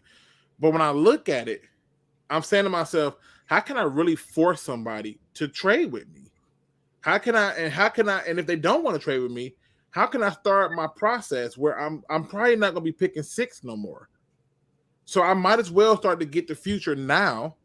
And if I get the future now, because listen, I didn't want to do it this way, but we didn't have a problem waiting on a receiver for more than the majority of the season. because he was hurt. So why not allow for that quarterback to sit behind it and chill? Because if Jared Goff goes down, guess what? At least we can still survive. You look at what happened. Trey Lance went down. They went right to Jimmy G. Same old son. Jimmy G goes down, right to Brock Purdy. Same son. Brock Purdy goes down. At that point, nobody's expecting to have a fourth quarterback. Josh Johnson, like, come on. Nobody's expecting that. So at that point, I'm saying to myself, God, that stuff makes a difference. There was times where the guy that used to be on Kansas City, when Patrick Mahomes was out, they had first it was that guy Sorensen, I think his name was, and what the hell is it, the backup quarterback was? Are you talking about the current backup quarterback, or are you talking the year he got hurt? The year he got hurt. That's still the same guy. That's Chad Henne. Chad Henne, that's his name. Thank you. Him. He did enough for them to survive. Not great, not special. Didn't take a high draft pick. Ain't gonna take the spot from the quarterback. But I noticed that because there's not a guy there to do it, and they think Patrick Mahomes has already arrived. He don't need nobody to push him. Great. If you got a quarterback that don't need pushing, great. You didn't feel like Aaron Rodgers needed somebody to push him. Great. But the minute Aaron Rodgers started acting up and wasn't so accurate and was doing other stuff, they go out and say, you know what, we need to start planning for the future, and they take Jordan Love. They traded up for Love too. I mean, yes. That's what floored me, is that you not that you drafted Love, but you traded up in the first round to get him. Again, but you saw what happened. They continuously field phone calls for Jordan Love services. Right, and so that makes a difference, right? And you look at what happened with the Steelers. They went out, they got Pickett, and they added Mitchell Trubisky. And look, everybody's like, okay, Mitchell Trubisky's gonna be the starter, and they was getting mad about that. Then they made Pickett the starter, and Mitchell Trubisky was the backup, and they was cool with it. But what everybody knew was it couldn't be Mason Rudolph. Right, like it needs to be somebody who can keep the ship decent, and that's the thing. I remember when the Lions used to have what's his name, something Hill, Sean Hill. Oh, Hill. Yeah, Sean Hill. This is a while back. Sean Hill. When the Lions had Sean Hill, we used to, Lions fans, our quarterback go down, we'd be like, we good, we good. Like the Eagles at one point. They backup was Michael Vick. Something go wrong, we good. You're not worried about certain things. And so to me, when you have that ability, cool. The Lions are not going to be picking 6th overall for a while. So my viewpoint is take the quarterback now. So because do I have you on record that's what you want the Lions to do at 6? Take a quarterback? I want them to trade the pick. They have no need and no desire for that. I want them to trade that pick and get us some picks for next year's draft, preferably in the first round. Okay. Because at that point, those picks that we get for next year's draft are going to be lower picks or mid-round picks. That's what we want to be picking anyway. We want those mid-round picks where we, if we end up with pick, say, 25, 28, but we still got pick 12, 14, 15, that's perfect. But we got 6. You're wanting to trade. So trade, it's option number 1's trade. Option number 2 is quarterback. Yes. Okay. Because for me, we have to get a quarterback to plan for the future. Because outside of this year, let's say, for example, they use this pick and they don't go quarterback this year. Now, all of a sudden, a few years down the road, they want to go quarterback. You're going to be picking in the 20s. Hopefully. No, my standard's too high. Ain't no hopefully. They're going to have to. Or Hair's going to have to roll. If you're not picking in the 20s, you need to go. All right, so I'm going to put you on the spot here. Pick is up. Who's the quarterback at 6 that you're taking? Who's? Let me ask you this here. Let's say this isn't going to happen, but just for fun. Picks 1 through 5, not a quarterback is taken. All right. Every quarterback in the draft, who is your guy? Who do you want to be the Detroit Lions quarterback? Bryce Young. You like Young? I like Bryce Young. The height don't concern me not one bit. I watched Russell Wilson be just okay, right? But what Bryce Young brings to the table is he's played on big time stages. Now, don't get me wrong, Alabama quarterbacks scare the shit out of me. They don't scare me as much as Ohio State quarterbacks, right? Ohio State quarterbacks terrify me to high end. But But in my opinion, Bryce Young has the ability to not only be mobile, but he can still sling that thing and he can still be accurate. And I like his ability to come in. So if I'm sitting there and I can get Bryce Young, I'm taking Bryce Young. Because here's what I know. I know that I can put a premium that, say, for example, because everybody quarterback is going to go down. They're going to call me about Bryce Young. And at that point, I can make a decision if I want to do it or not. Now, do I have other contingencies? Sure. I could take a Hendon Hooker in the third or fourth round. Sure. Right. That's kind of what I think is what will happen with Detroit if they don't go quarterback at 6. I think somebody like Hendon Hooker's a guy that I was arguing will go in the first round before his injury. He's a guy that I think a team's going to pick and really like this kid. You know, he can stay healthy. I like Hendon Hooker. I know he makes some decisions at times. I'm like, okay, that's wild. But in my opinion, I can see them doing that too. I don't want to force, like, this is my problem. I felt like last year's draft was set up perfect for you to build a defense and get it going. So that way, when you come into this year's draft, if you wanted a receiver, you could have took a receiver. If you wanted a quarterback, you took a quarterback. I've just watched 2 seasons of us go all in on offense to make Jared Goff look like something. And I'm just thinking to myself, if it takes all this, he's not the guy. Everybody and their mother was like, oh, man, we're going to see what Patrick Mahomes got made because his best target, Tyreek Hill, is gone. I'm like, no, talk to me when Patrick Mahomes don't have Kelsey. Because in the games that I watch him struggle in is when Kelsey is taken away. I always tell people the number 1 receiver on the Kansas City Chiefs wears 87. That's right. Don't call. I don't even call him a tight end. He's just a big fucking receiver, and people don't realize that. They don't ask. There was like, oh, he had that one block that one time 9 years ago, so he can block. No, Chief. Yeah, we don't want him to block. There's a reason for that. You know. Yeah, and it's like I said, it's one of the things that I look at when I'm looking at the Lions. I'm asking myself, what is your best value? It's to trade. If there was ever a time to trade, this is it. Well, I think that I think there's no way Chicago picks at 1. They're trading down. Like they should. I think they do pick. You think they're pick 1? They have to. They have to. I don't think so. I think there's so many holes. I think that they're going to trade down, and I think they're going to try to get a buttload of picks. And I think somebody's going to fall in love with Bryce Young for all the reasons that you said, and they're going to trade up to get him. See, I think they have to make that pick because it has to be defense. Because when you look at the rest of the division, right? If the Packers, let's say Aaron Rodgers is out, right? At that point, the best quarterback in the division is Jared Goff, right? But here's the difference: Jared Goff's offense is set up for him to succeed. The Bears' offense is not set up for him to succeed, and the defense ain't helping no favors neither. You know, they looked significantly different without Quinn, without Mack, without Roquan Smith. They looked different. Even though Jaquan Brisker balled out that year, it looked totally different. I think they have to go defense and get somebody who can create something. That's the first reason. The second reason is they're going to say, oh, look, the Lions when they got their pass rusher of the future, Aiden Hutchinson, we need to get our pass rusher of the future. And I think they go Willie Young and get somebody that they believe can get to the quarterback. See, I think that this is a deep enough draft with edge rusher that they could trade down and still get something. And keep in mind, they're not trading down to 15 or anything like that. I mean, I think that they trade down somewhere in the top 10. You could get a team like the Raiders. Trying to think off the top of my head, the Raiders, Colts, Panthers. I think one of those teams is going to trade up. So we disagree there about Chicago.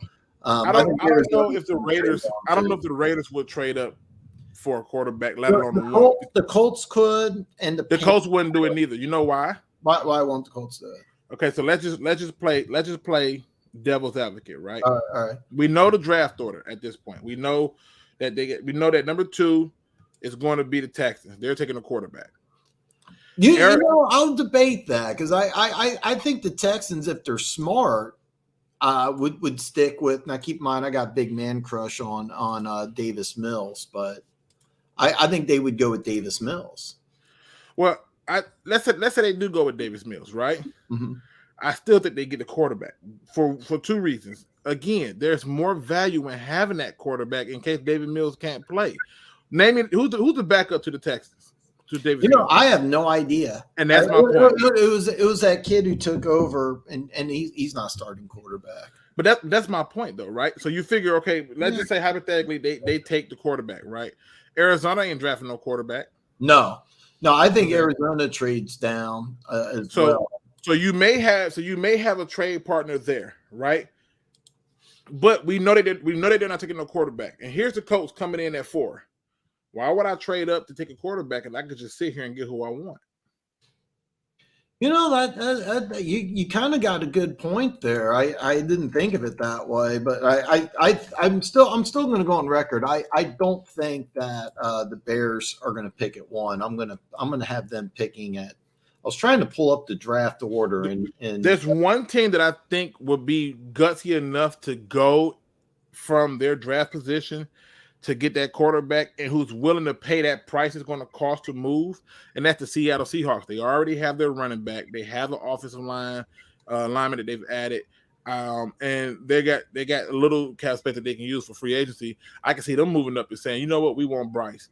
But Seattle's an interesting team. Nobody knows what Seattle's doing in the draft. I think, in my opinion, you know, on my soul and my spirit, my heart tells me that Seattle's going to go and finish the defense, because when we had our most success, we ran the ball, which basically you got Kenneth Walker for that, and back then you had Marshawn Lynch, and you had this defense that people really did not see coming. You know, it came out of nowhere and was really a factor. But at that point, your best chance for you to get a trade up is the Seahawks. Anybody outside of that, the Vegas, they can't afford it.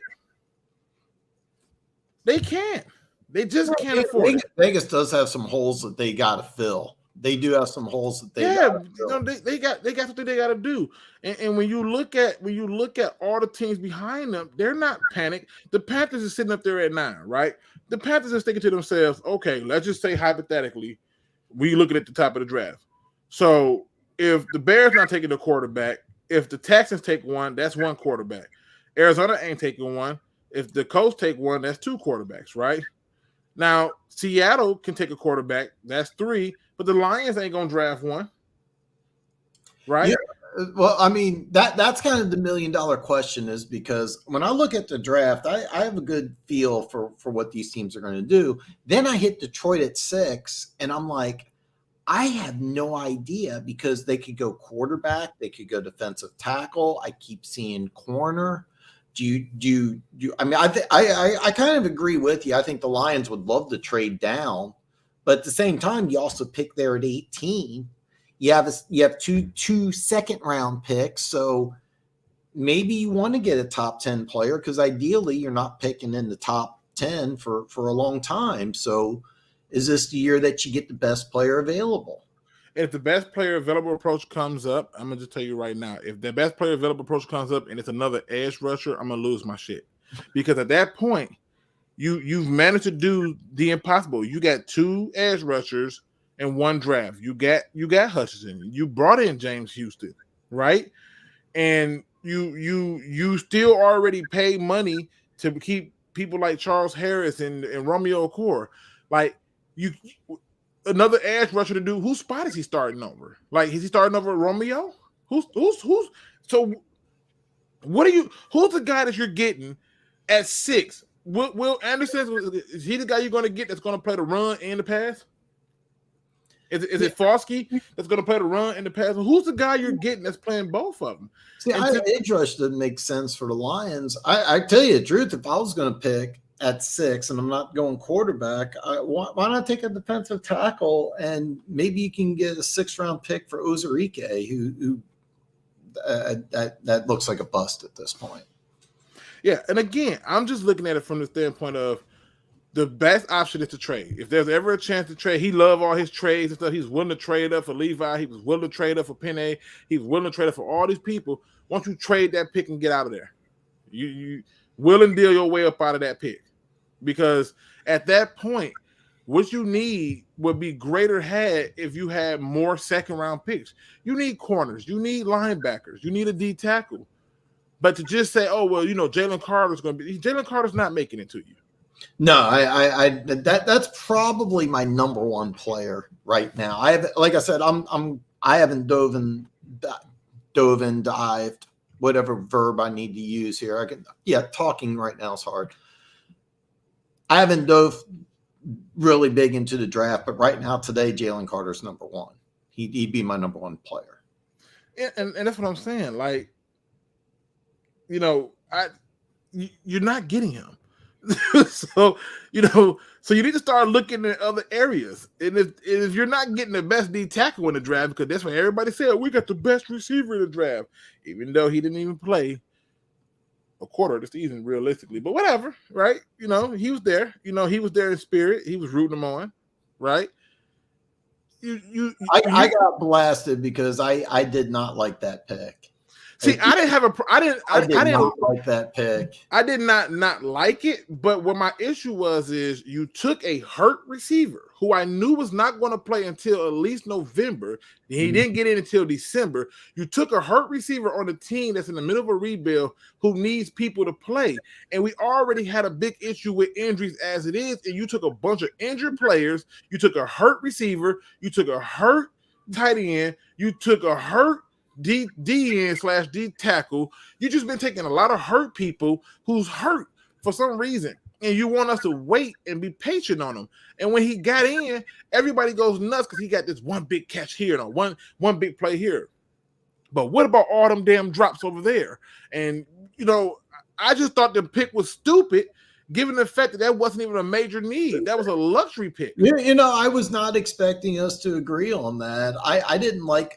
Number one, you got great trade value from the Vikings. I mean, normally when you trade up 20 picks in the first round, you have to give up a lot more. So I thought you swindled the Vikings.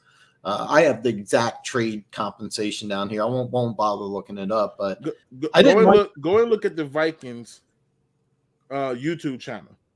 You're going to see the general manager's view on it. They didn't deem none of them players worthy of a first round pick that high, and that's why they was willing to do it. They just wanted that safety. They knew they can get the safety that they wanted. He ends up getting hurt after playing a few games, and everybody's like, "Oh, he didn't even know he got hurt," and a few of the other players got hurt. But no, that trade to me was, if you're trading up that high, you got to take the linebacker. Right, Devin Lloyd has played really well for the Jaguars. I had a big man crush on Lloyd. I really big man crush on Devin Lloyd. Great pick by Jacksonville. And I thought this is the funny part, right? Because we talk about it now. I thought that with that pick that they had, that they was going to go with a DB. I thought it was going to be either Sauce Gardner or Kyle Hamilton. And I chose Kyle Hamilton because I was like, I need somebody who can run around free. I said, but it's going to be one of those two. Where they went with Aiden Hutchinson, I went, okay. You know what? I knew it was going to be Hutchinson. I called that months in advance. That was the one thing. See, this is what's weird. Last year, I had Hutchinson locked to Detroit too. That just made tons of sense to me. At 6, I'm looking at the Lions, and I'm like, I have no idea what they're going to do. I really don't. By the way, Funk sits here. He goes, I wouldn't hate Richardson either. I wouldn't want to spend the 6 on him. Okay, so I'm gonna flip this here. So you like Bryce Young, but I think Young's. Me and you disagree. I think somebody's going to trade with Chicago, and it's going to be for Bryce Young. I think it's going to be one of those teams. But you're picking at 6. Realistically, do you think Bryce Young's going to be available at 6? So here's my thing. You said you gave me the scenario that I can have any quarterback, but I don't believe he's going to make it to 6. No, I don't think he is either. So because I think if Bryce Young is sitting there and Seattle's looking at it like, oh let me do this. I'm kind of thinking the same thing. So realistically, at 6, you can't make a trade. Who realistically is available? Who's your pick?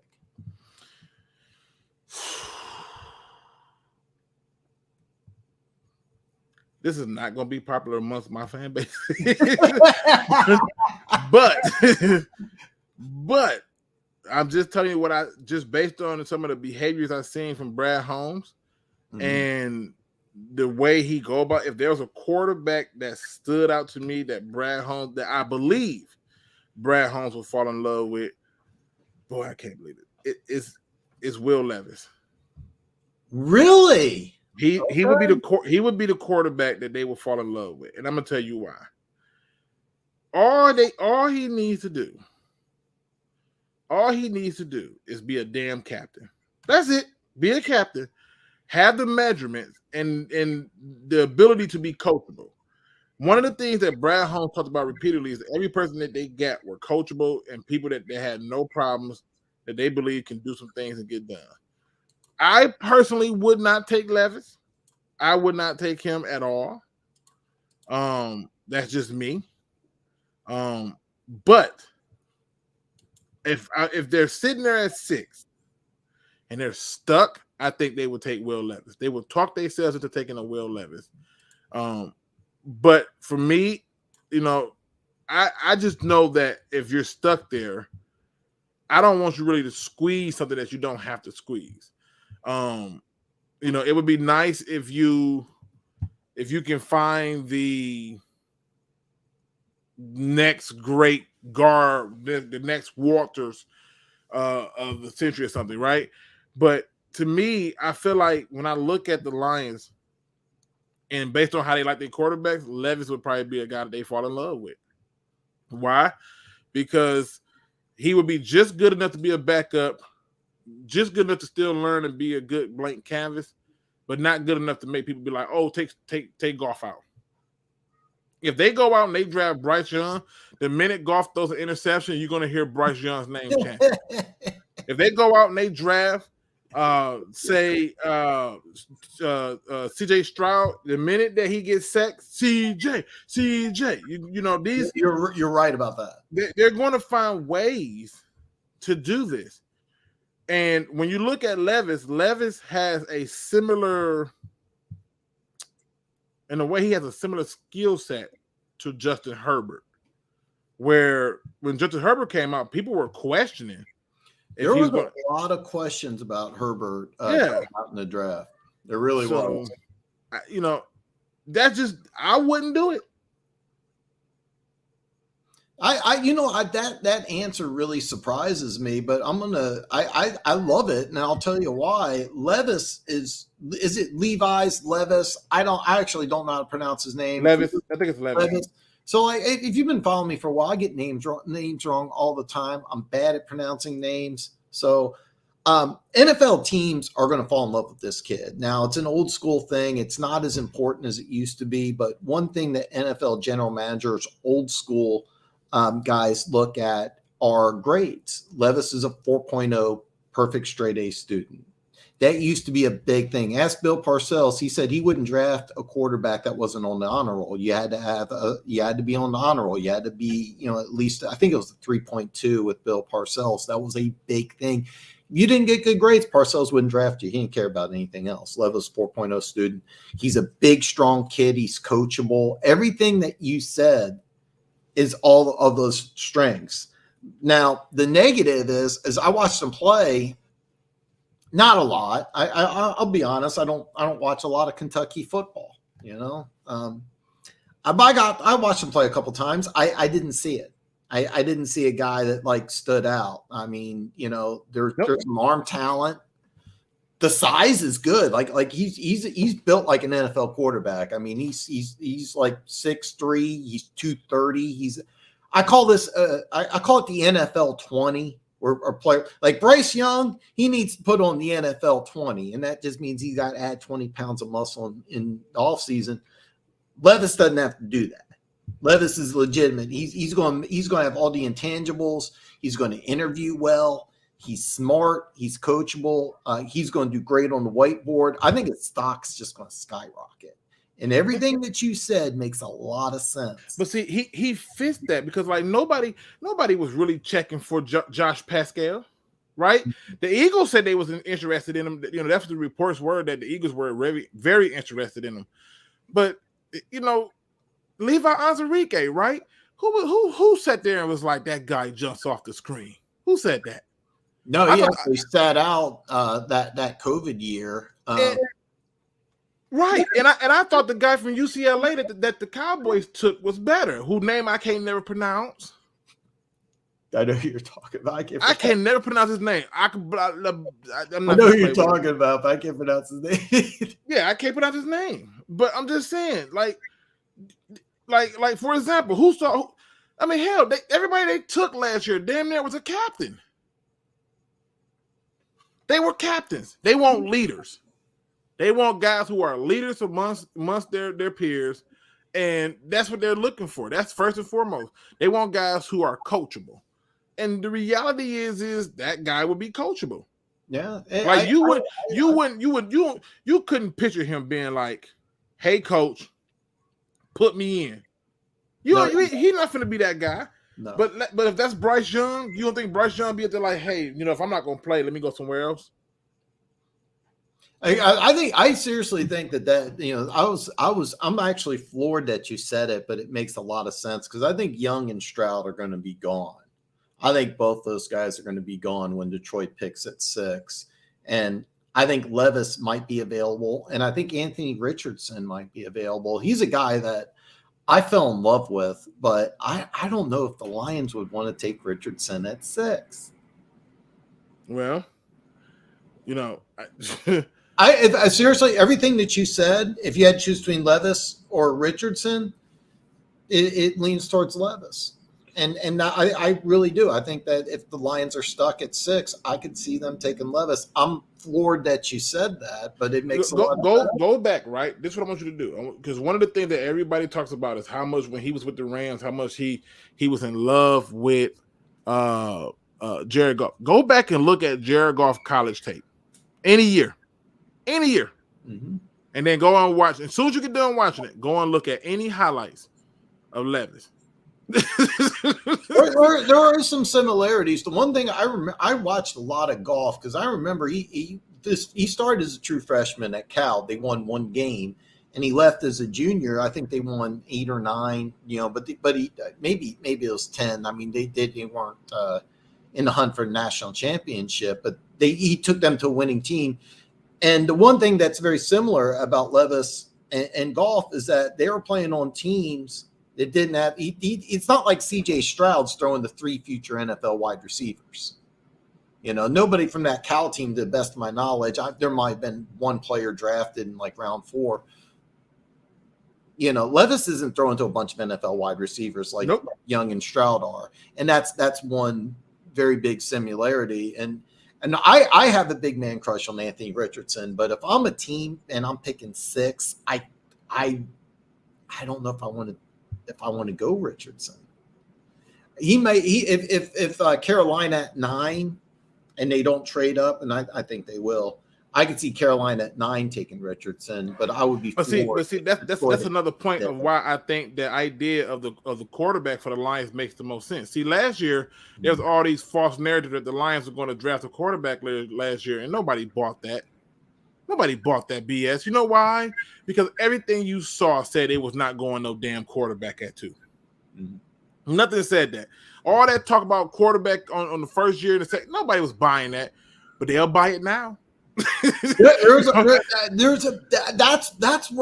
where I love the draft, is because you have no idea, and I've seen is it Witherspoon? We were just talking about him. I forgot his name. The corner out of Illinois.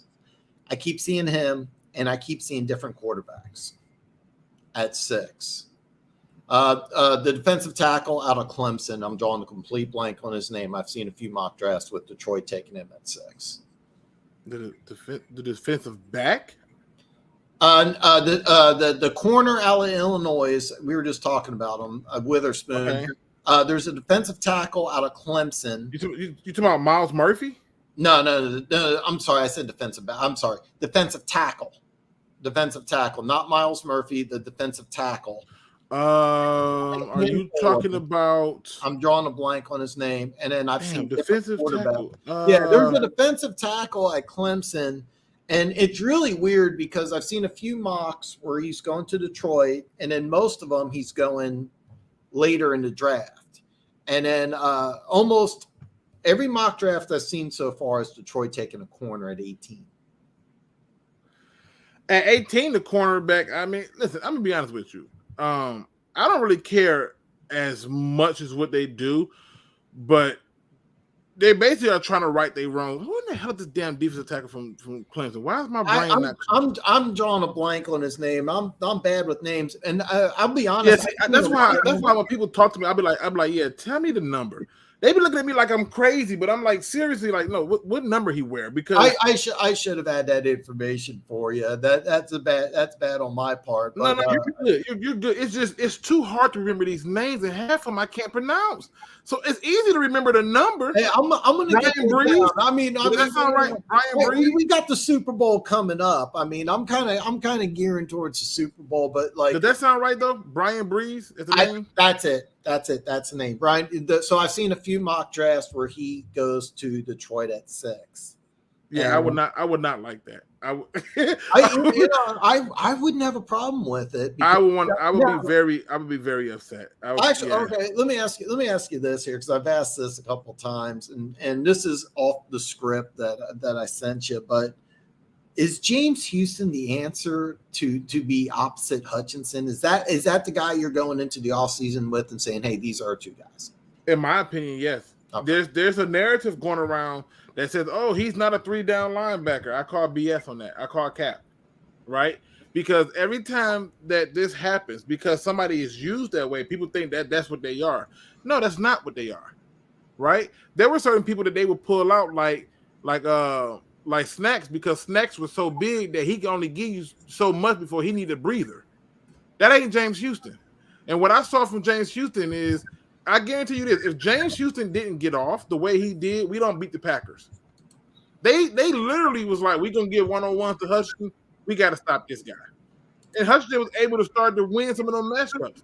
But the reality is, yeah, I'm not so sure that he's just a pass rusher. No, I disagree. I think he's so much more. I mean, hell, I've seen more hype for freaking Malcolm Rodriguez, who is mad at best, than I have for James Houston. And James Houston has been nothing but lights out, in my opinion. I got a lot of heat because matter of fact, nobody liked my draft grades, but I gave the Lions a C-. I was going to give them a D. That's right. I was going to give them a D, but I love the value they got from the Vikings. Now I used the old Jimmy Johnson trade value chart. I might have to switch that up for this year, but I mean, they got a great value for trading up 20 spots. I mean, phenomenal value. But I didn't hurt. I didn't like you took a guy who was hurt, right? Like, I'm not like I people swear I hate this receiver. I do not hate the receiver. I cannot say this enough. I do not hate this receiver. In fact, if the receiver was healthy and perfectly fine, okay, cool.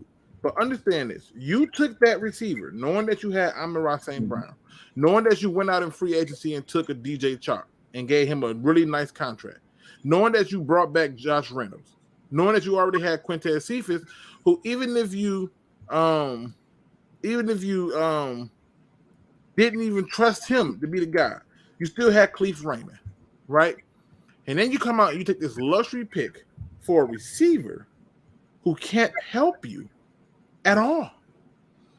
Like, at all. And then he comes in, he has one, maybe two big plays, and everybody goes, oh, wait till he's healthy. I'm just thinking to myself, forget that. You could have had a guy who could help your team this year that you really needed help on. Because when you go back and you look at those games the Lions lost, it was because of defense. And when you look at Jameson Williams and you break down what happened in those games, you break down his stats, he was targeted 9 times. Like, people don't realize this. He was targeted 9 times. I had some questions about him, even if he was healthy. Why didn't he play at all at Ohio State? Ohio State will go 3. They had like 3 or 4 monster receivers. They did, but I mean, Samuels they had a bunch of NFL talent, but I mean, if he's the 12th best player in the draft, he's going to play a little bit. I mean, he wasn't playing at all. That was a question. I had some questions about his size, and I wanted to see him run at the combine. I mean, I wanted to see is this guy who's gonna break 4.4. Now there's a player, I'm drawing a blank on his name. The guy out of Penn State, Washington took it 15. He didn't run good at the combine. I thought that was going to knock him out of the first round. Washington took him at 15. He had a good rookie season. You remember his name? I'm drawing a complete blank on the guy's name. Played at Penn State. Washington drafted him, had a good season. But he didn't run good at the combine. I wanted to see Williams run at the combine. I had some questions. Dotson. That's it, yeah. Because he didn't run well at the combine, and he also came in a little smaller. He was supposed to be like 5'11", 185. He was 5'10", like 178. And then I think he ran like a 4.41. But everybody at that draft had really good 40 times, so he didn't. Dotson, yeah. So Funk says he wants to double dip at corner. That's actually not terrible. Now, keep in mind, I like Okuda a little more than you do, but I like him too at safety. You want to trade? You'll move to safety at safety. You got to understand something. Kirby Joseph and Tracy Walker, in my opinion, are the same two players. Okay. And the idea that Tracy Walker can play in the box, I watched him under Matt Patricia. It was not a good look. He was so much better not being in the box. He just was. And Kirby Joseph and him is the same freaking player. And that's just the reality of it. Now, what can you still add to it? You need a complimentary guy that can be a bad guy with a little bit more physicality that's big, that can play in the box. And you can't put Kirby in there. So that's a loss. You move Iffy from cornerback to safety. You can't put him in the box. So now the question becomes, who's your next most physical DB? I'm sorry, it's Okuda. I'll tell you the truth. I like him a little more than you, but if you had some extra corners and you wouldn't put them at strong safety, I mean, that kind of makes sense in a way. You're adding speed and athleticism to a secondary, but you got to get some corners to replace them. So I want to hit some of these comments here. Okay, go ahead. Leave Levis overrated. Yeah, a Denver Gator does not like Levis at all. I don't. By the way, I watched Josh Allen play in college. I watched Levis. I don't see this. I don't see the same thing. I mean, they're both big white guys, and that's about the only comparison. I don't see the same. I don't see that at all. Because I'm with you, Denver Gator. I watched Levis. I don't see it. Luke, I know you haven't dove hardcore into him, but are you seeing the same thing I'm seeing, or do you see? Yeah, I don't see. That's the thing. I don't see a person who I think is a polished product, right? Trey Lance wasn't a polished product. He was traded up so many spots and took in second overall, right? So it's not a matter of are they a polished product. It's a matter of are they coachable. That's what they care about. Do you trust that your offensive coordinator and your head coach can prepare this guy to come in and help your team win games? And the 49ers said, yeah, we believe that Trey Lance could. Now, the head coach personally didn't want Trey Lance, but he was forced to do it, and he followed orders and instructions. And that's why he did everything in his power to keep Jimmy G on the roster. And then he still went out and drafted the quarterback in the style that he wanted to in Brock Purdy. So that tells you everything you need to know there. But in the case of the Lions, you got to look at it from a standpoint of if there's ever a chance for you to scare somebody, take the quarterback and then say, you know what, at the very least, if Jared Goff goes down or Jared Goff wants a ridiculous contract, guess what? I already got my guy here, and I can draft another. Well, I'm going to try to get you back on if you can. I want to get you back on before the draft, and we want to talk draft stuff. I have to bone up on it, and so do you. Super Saiyan Lions here. I don't have anybody in particular. I just want to watch players overall. I always say this every year. I want to watch more college football, and I never get around to it. So nobody in particular. I'm just going to watch. I got two. I have the NFLPA East-West Shrine game on DVR. I haven't watched yet either. So, Luke, is there anybody that you're eyeballing here for the Senior Bowl or? Dabby from Louisville. I've been kind of keeping an eye on him because doing all my research. I was trying to look at these guys who were kind of like these hybrid, almost like D tackles and stuff, right? Mm-hmm. And Dabby to me looks like he plays the run and can kind of rush the passer. And I'm like, hey, I like that. I like that they had moved him inside a few times and did that. So I think his name is Yaya Dabby from Louisville. I've heard the player. Yeah, number six. See, I can remember his name because it's so unique. Like, what the hell is a Yaya? Like, you know, like, but I know he's number 6 though, right? So like, yeah. I know he's number 6, and that's the thing. When you know the numbers, it's like, oh, okay, cool. But I'm looking at him. It's a tight end. It's a tight end in there that I was looking at, and it's a what's his damn name? The linebacker. Oh Jesus, I'm drawing a. God, this is what happens when you be up in the morning. I know what you. I know. I feel you, man. I kind of got the same situation. But listen, Luke. I know. I got to ask you one thing. And by the way, my boy Slasher here, you can't tell from the thumbnail there, he's an Eagles fan. I don't want him to think that just because he's an Eagles fan that I'm not showing him any love. I'm supportive of all 32 teams, including Eagles. So before I get you out of here, Luke, I got to ask. All right, I got to ask. We got a Super Bowl coming up, all right? We got Chiefs, we got Eagles. I can't be objective. I can't do that. So I wanted to bring you on because you don't have a dog in the fight. I know you pulling for the Chiefs because me and you tight and everything, but I need to get your Super Bowl pick. I think that Kansas City is going to beat the Eagles. I think that I go back and I'll just look at when the Lions played the Eagles. And yes, it was week 1. It was all fresh and everything. Now you got a quarterback who's semi-hurt. You got a team who's feeling good about themselves, but now that team is going to have to truly focus on stopping Kelsey, right? And you do got a hurt Patrick Mahomes, and this is scary because I'm not even saying that the Chiefs are going to win because of Patrick Mahomes, because ironically, Patrick Mahomes sucked in both his Super Bowls, and then he had a good fourth quarter, like an unbelievable fourth quarter. Yeah, it was fair. Look at those numbers. He had I think it was like 184 yards, 2 interceptions, no touchdowns. And then last 7 minutes left against San Francisco, he has a couple touchdowns. Yep. And I know that everybody's hyping up the defense of the Eagles, but I think that the defense of Kansas City is going to stop Hurts from running. And when that happens, oh God, oh God, they don't commit enough to Sanders for it to work. It's a lot of the quarterback running. And when they shut that down, a name that I think is going to come up big in this game is George Karlaftis. And I'm telling you, it's going to cause a problem. And I just think that stage is going to be a little bit too big. Plus, you got to look at the NFL. NFL work on narratives. What's the best narrative? Young Jalen Hurts winning his first Super Bowl with the Philadelphia Eagles, or them creating another marquee player and saying, hey, Patrick Mahomes proves why he's. Oh, don't go with the NFL is rigged. I'm not saying it's rigged. I'm not saying it's rigged, but what I'm saying is this: like even when I watched that game against Kansas City, I really thought that them flags seemed very slanted. I'm just gonna be honest.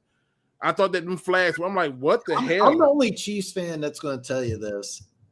Mahomes is going to get calls that other quarterbacks don't. Now that last call, Osai pushing him 3 yards out of bounds, that's going to get called on anybody. That's going to be called on every team, all 32. Is there preferential treatment towards Mahomes? Oh hell yeah! Right, it happens with Aaron Rodgers. Trust me, I know. I watched Manning and Brady get calls. You know, I used to get mad because if you sneezed on Manning, that was 15. But Mahomes is the face of the NFL. He's going to get calls that 25 other starting NFL quarterbacks are not going to take. Chiefs fans get mad at me for saying that, but it's true. But it's the truth. It's the truth. It's true. I just think that when I look at it, I think they're going to have a hard time stopping Kelsey, and I think that they're going to be able to stop Hurts from running, and I think that's the difference in the game. I think they'll be able to run the ball. I think Andy Reid will outcoach Sirianni, and I think the Chiefs win. That's just I just see it that way. You have a score prediction? I think it's gonna be a close game. Ironically, I think it's gonna be like 28, like 25. Yeah, I did a video. I got something really crazy. I got 29-27. No, that's not crazy. I can see that happening. Yeah, I think it's within a touchdown, maybe within a field goal. Very very close game. It's gonna be a very close game. Yeah, it's not gonna be one of the best Super Bowls of all time, but it's gonna be a Super Bowl. So Luke G said it here, folks. You can bet your life savings on the Chiefs winning. So Luke said it, not me. I'm a Chiefs fan. I can't be unbiased here. But Luke said it. He doesn't have a dog in the fight. He's got the Chiefs winning. I'm going to get some of these comments here. So if you have a question, ask it now because we're going to wrap up here. Isaiah Foxley would be somebody to watch. He's the defensive end out of Notre Dame, Super Saiyan Lions. That's an excellent player. There's a lot of mock drafts that he'll be a top 10, top 15 pick. Yeah, there's a lot of mock drafts, him going to Kansas City. I don't know if you're familiar with this player, Luke. There's a safety out of Texas A&M, Antonio Johnson. I know about him. That's my pick. I want Kansas City to get, but I don't think he's going to last. What do you see in him? What do you see? Well, I'm curious to what do you just upside, just massive upside and athleticism. Because we drafted a guy named Juan Thornhill. And we drafted him at 63. DK Metcalf was 64. I'm still mad about that. But Juan Thornhill played corner and safety at Virginia, and we were really hoping that he would kind of replace the Honey Badger. And he could play like in the slot. He could play free safety, and he could play box. And he's just been a guy. So with Antonio Johnson, here's a 5-star player. He's got tons of upside, tons of athleticism. And that's what I want. I want an athlete that can do different things. And I see somebody like that who's just got massive upside, but I think he's going to ace the combine, and the Chiefs will have to trade up if they want to get him. And see, ironically, Antonio Johnson is one of the guys that I want the Lions to pick. So it would be a great pick. Because he can play in the box. He can play in the box. He's very physical, right? And he reminds me again. People always say, I can't be, but he reminds me of Jamal Adams. He wants contact. He's looking for a big hit.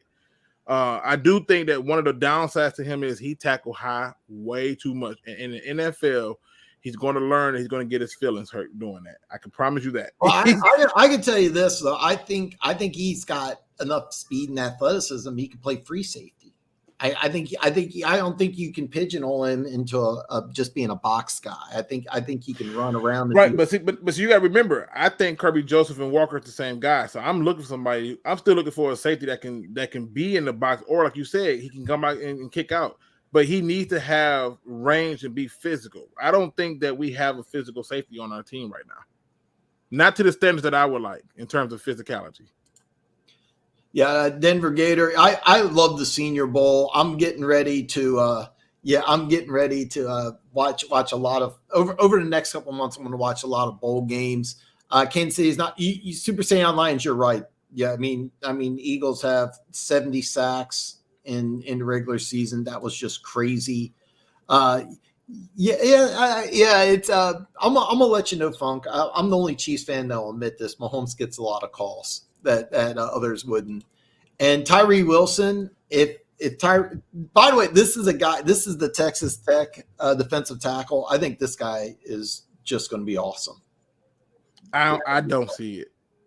Really? I found a man crush on this guy because I think he'd be in a 3-4. I think he'd be in a 4-3. I think he's going to go. Matter of fact, if you guys weren't sold on Houston, I think he'd be great opposite Hutchinson. But I think if you watch his highlights, you would believe that, right? Like if you watch his highlights, it's like, oh, this guy. That's all I've watched so far. That's all I've watched. Right? Like the highlights. This is why I want to talk to you because I'm watching the highlights only. But if you watch his snap by snaps, I don't see it. I see a guy snap by snap who will beat certain people with a certain move, right? But for the most part, I hate to say this, but I feel like he can be the next supposed to be great guy and be a dud. I could be wrong, right? Because who knows what happens where you go. Highlights, and this is why I talk to you because I want to know because I know you know your draft content, and I think you undersold yourself at the beginning because of all the draft content. Luke G's for me the bar. Like this is the guy I'm watching and saying, hey, this guy actually knows what he's looking at. Yeah, I wanted St. Brown, and we got him, and I was like, told everybody. They were like, he's a slot guy. He's not a number one. I'm like, I said that. I said that. I said he's a number 2. I kept on saying, I said it for like his whole rookie year. He's a number 2. He's a number 2. And finally I had to backtrack and say, okay, he's a number 1. He's a damn good player. So what sold me on him was, again, the little things. I was watching this play. The ball was not going its way, and he blocked this dude to high heavens. And I was like, for what? Like the dude, you just got to get in his way, but it wasn't good enough to get in his way for him. He needed to block him and let him know that it's going to be a long day. And I appreciated that. And then I noticed that when I watched him in terms of his catching ability, it was a lot of plays where he was just in traffic getting hit. And I'm like, he caught that? Like, what the hell? So all those things make a difference. I had to eat my words because I kept on saying over and over again, he's just a number 2. You need another guy, and he proved me wrong. Me wrong. Yeah. But when you watch the highlights, though, pay attention to the schools they're going against. I'll do that. I'll do that because I mean, anytime you watch a player's highlights and their defense in the big, or I'm sorry, it's called the Big 12. I keep calling it the Big 10 because there's only 10 schools in here, but they don't play defense in the Big 12. It's practically outlawed. Yep. And again, it's one of the people, like, one of the things about him that I don't like is I'm real judgmental. I want counter moves, right? And a lot of the stuff that he get done is because it was complete breakdowns in other areas or coverage that allowed for it to happen, and then they ran into him. Or it was like, he gets stonewashed and at the line of scrimmage, and then out of nowhere you would see the person go towards it. But a lot of his highlights was like TCU, NC State, it's like, but yeah, like I just don't see it. I haven't had a chance. I've only watched highlights. I got a couple months because basically after the Super Bowl, I take like a couple days, and then it's going to be like basically almost 2.5 months of just draft. That's all I do. And I'm going to do a lot of draft videos. And Luke, man, I'm going to hope, I'm calling you out right now. Come back on in about a month or in a couple weeks after the combine, and we got to talk some more draft stuff. Yeah, we have to, and I'm down for it. I can't wait to do it. I know Slash is like, it's Tyree's an animal. It's nothing normal about tossing in 300-pound linemen like it's okay. It is when they garbage. I hope you come on next week because I didn't want to talk a lot of Super Bowl stuff, but next week's show I do have a special guest. You're gonna have to tune in and see who it is. But I do have a special guest already lined up for next week where it's going to be almost all Super Bowl content. But Luke G said it. Bet your life savings on the Chiefs to win. And folks, don't forget to like the show. Also, the link below is to the Luke G Field Review. If you're not subscribed already, you suck. Go subscribe to his channel. Hit the like here. And if anything else, I'm wrapping up right now. Any final questions? Dan, are you coming? I am not. You know what? Hey, girl, I'm on the fence. I was just planning on watching it. I might live stream the Super Bowl. I had a lot of positive responses for the AFC playoffs games that the Chiefs did. So I might be live streaming the Super Bowl, but unfortunately, I can't afford a ticket. So trust me, you are not alone. Like Michael Jackson say, you are not alone. They can't. I used to have it, and I'm like, you're gonna change all this stuff. They took away like certain features, and I was like, nope, I'm not paying for this. No, I'm on the fence about live streaming. And by the way, hey girl, it's like 20 degrees here in Kansas City. So like I need to get somewhere where it's warm because she's in Arizona. And that's great because it's about 4 degrees here in Michigan. It was last night. I was out last night. It was like 10 degrees and it was windy. Yeah. And you know what it is like when it get cold and the wind blowing through you. Yep. Like you can't do anything about that. It's just cold. So folks, thank you very much for tuning in. Don't forget to tune in next Friday. Go to Luke G's channel, subscribe to his channel, give me the thumbs up, and I'll see y'all next week. Peace.